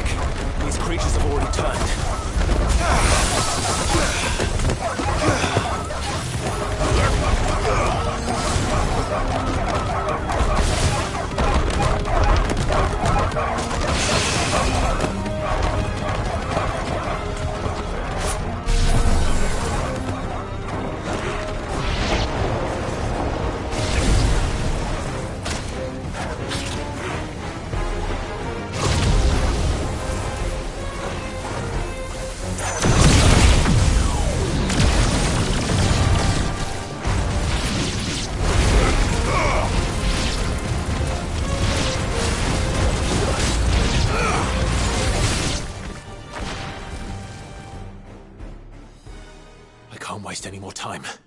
I need to find Theodore before that dragon does.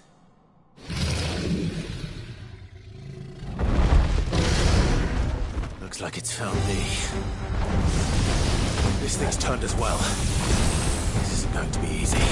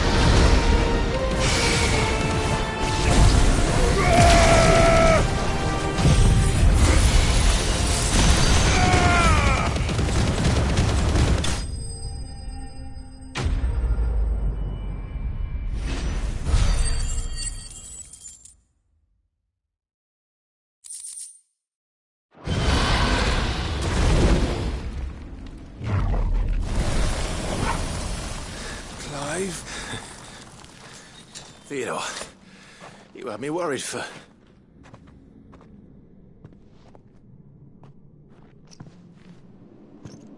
We have to get you out of here.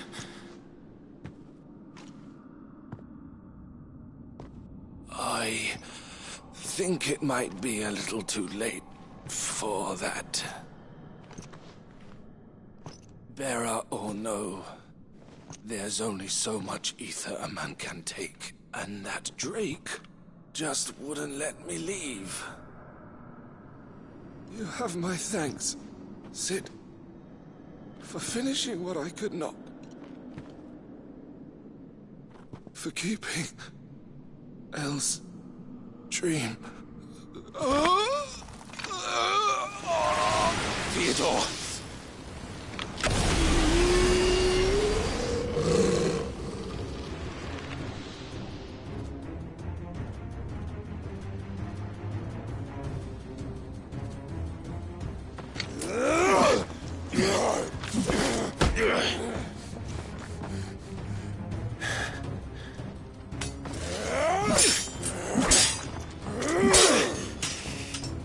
Don't make me do this.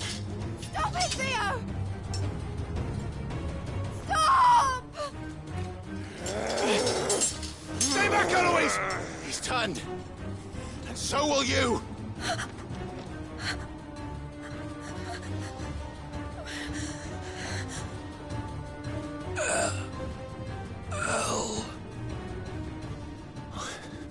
Theodore.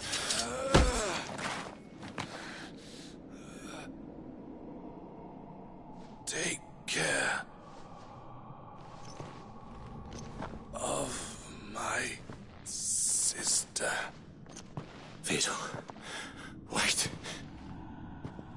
Goodbye, El.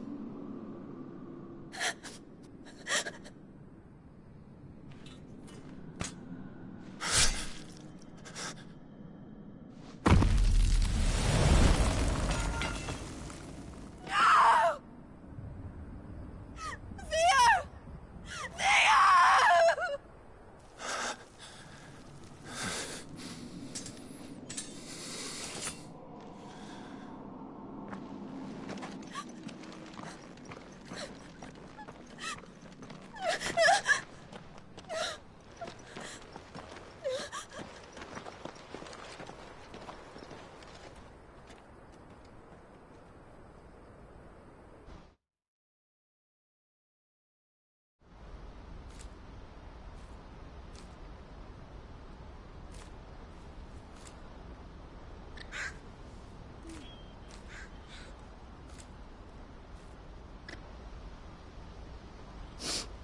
Thank you, Clive.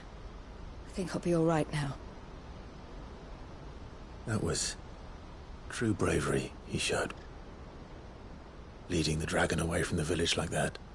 His first instinct was always to protect people. To put others' well-being before his own. And now he's gone. Because I sent him to that place, against his will. It wasn't against his will. He was ready to do whatever it took to show you he could stand on his own. So that you would finally be free to live your own life. To live my own life. He never could come to terms with the choice I made. What exactly happened? You once told me Theo was the first bearer you ever helped.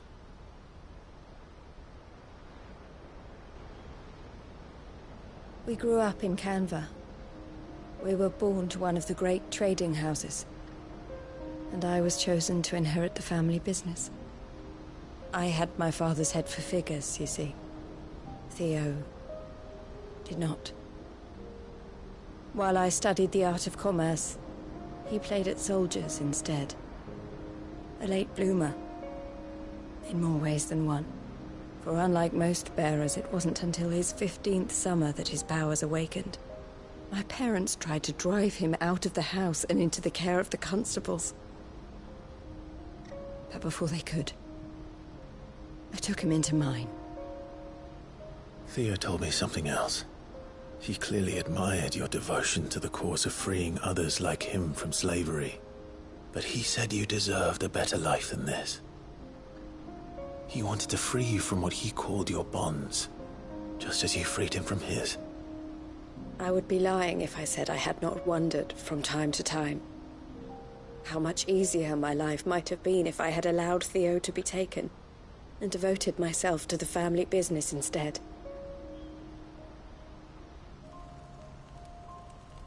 But I have never regretted the decision I made.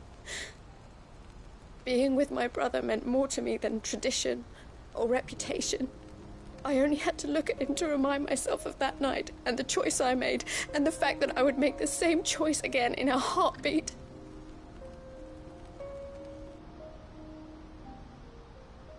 He was never a burden. How could he even think that? If anything, I was the one who weighed him down. You weren't, Eloise.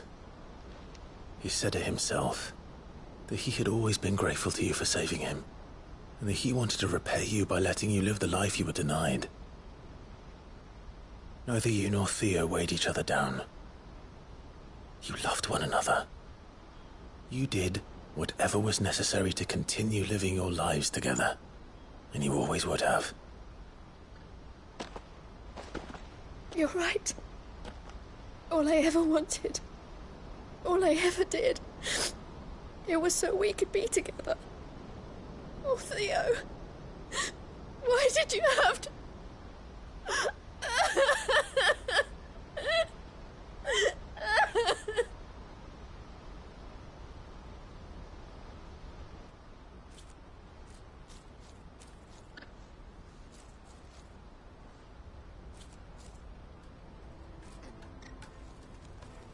I know Theo wanted me to move on, but I'm staying here at the Crimson Caravans to continue our work.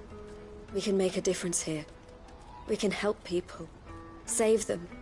I need nothing more from life than that. So I'll carry on doing what we do, ensuring that goods, people, bearers get where they need to be, bringing smiles to people's faces just like we always have, and to Theo's. Wherever he is. This is the life I have chosen. The life I will always choose. I've made a choice of my own. To continue helping you however I can. Whenever you need it. Thank you, Clive. Let's go on together then. For Theodore.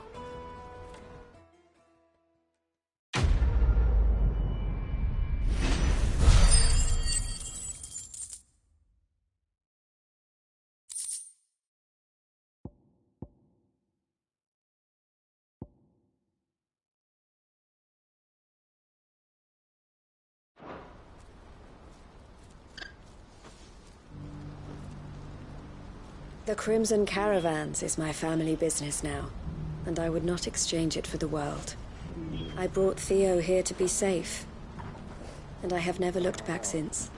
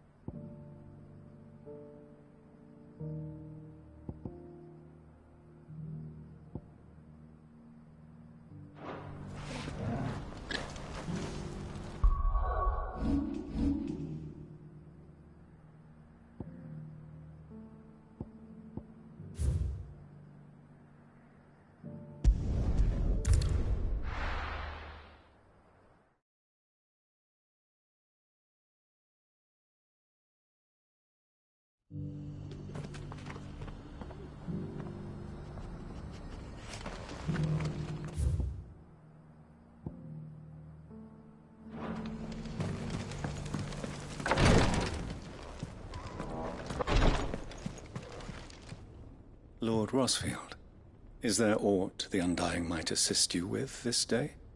Perhaps. My brother said that your order was helping him with his quest to uncover Ultima's origins. Have you learned anything of note since last we spoke? Little and less, I regret to report. I see. Be assured, however, that we will not rest until the truth is known. Even now, our archaeologians scour ruins in every corner of the realm for traces of Ultima's touch. Fallen ruins, I take it. Dating back as far as Phoenix Gate. Indeed. Ultima's thralls are oft sighted among the remnants of the fallen civilization, as if protecting the secrets concealed within. Secrets we'd see unearthed. Should our methods be of interest, my lord, mayhap it would please you to observe some of our number at work. Would that be possible? Of course. A survey is being conducted not far from here. Perchance you are familiar with Kretov. a small hamlet built around a fallen airship. I was due to visit my colleagues there to collect their preliminary findings, but if you would consent to do so in my stead, I'm sure that they would be honored to relate any discoveries they have made to you directly. All right. I'll go and meet with them. They will be most gratified, I am sure. Might I suggest you take the road through Titan's Wake? It will lead you straight to the village after but a short walk. Thank you. I will. I wish you a safe journey, my lord. May the Firebird's flames burn ever in your heart.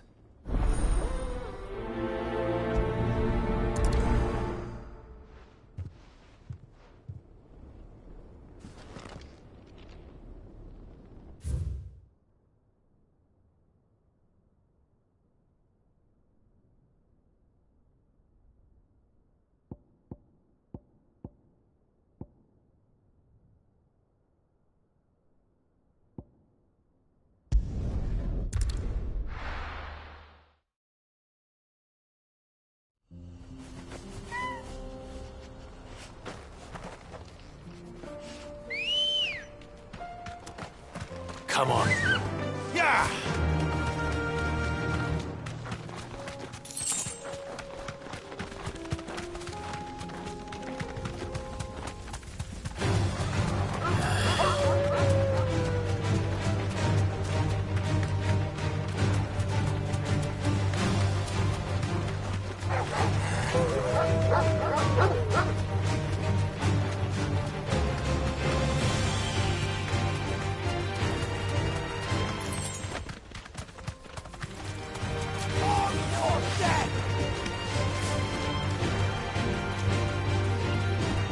You deserve a rest.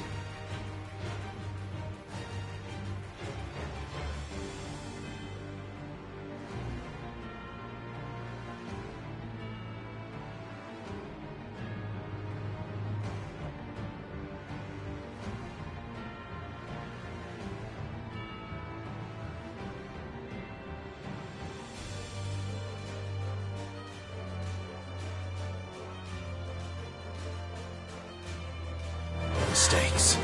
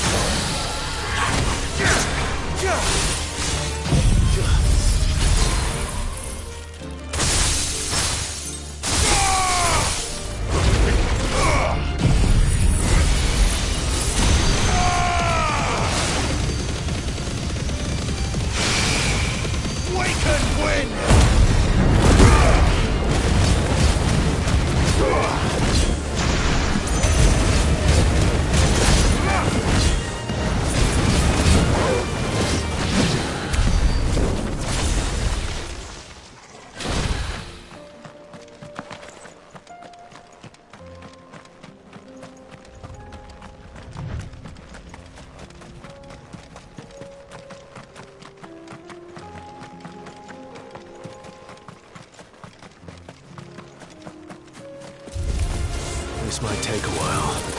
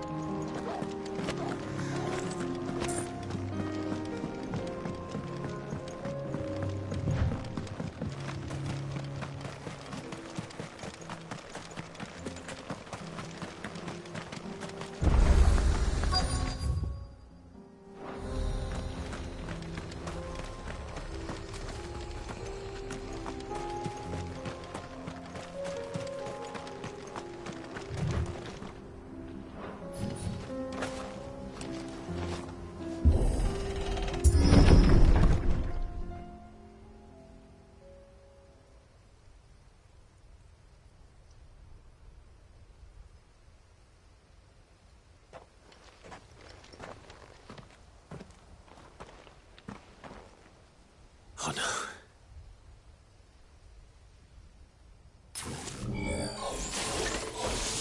You'll pay for this. There may still be survivors.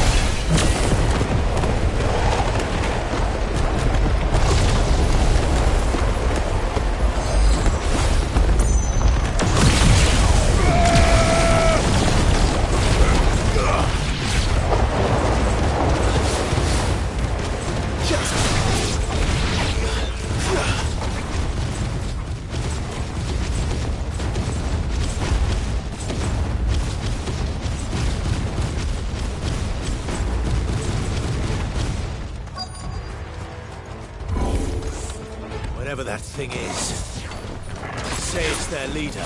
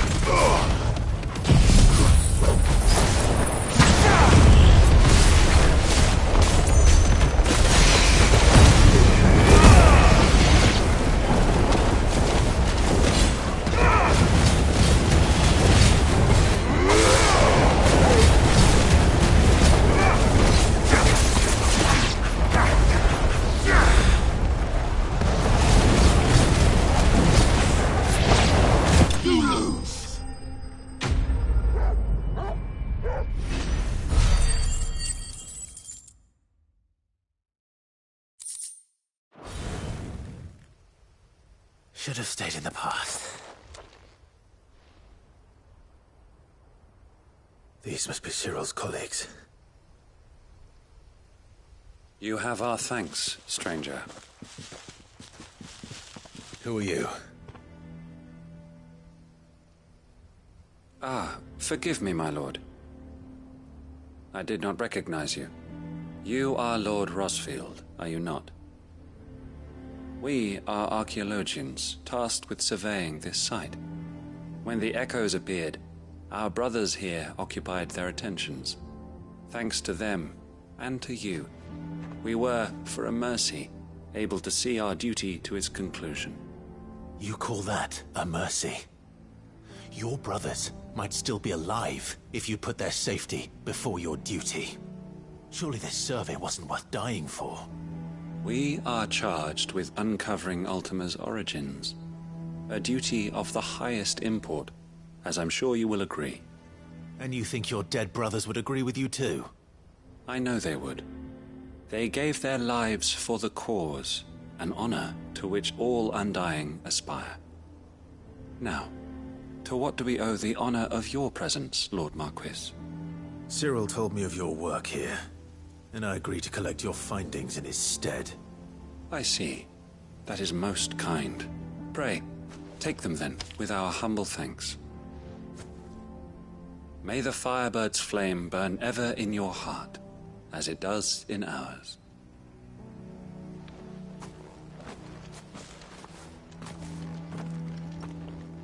It's one thing to lay down your life for another, but for a survey...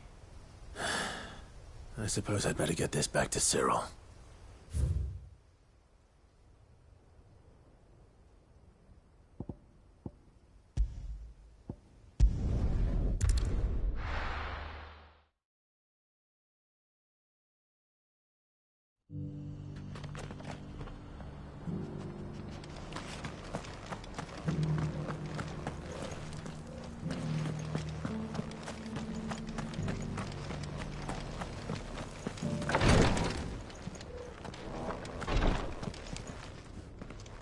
Ah, you are returned, my lord. I collected your colleagues' preliminary findings. Here, take them.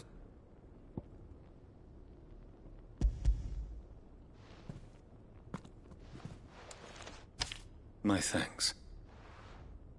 I shall study them, and inform you forthwith if I discover aught that might aid you in your fight against Ultima.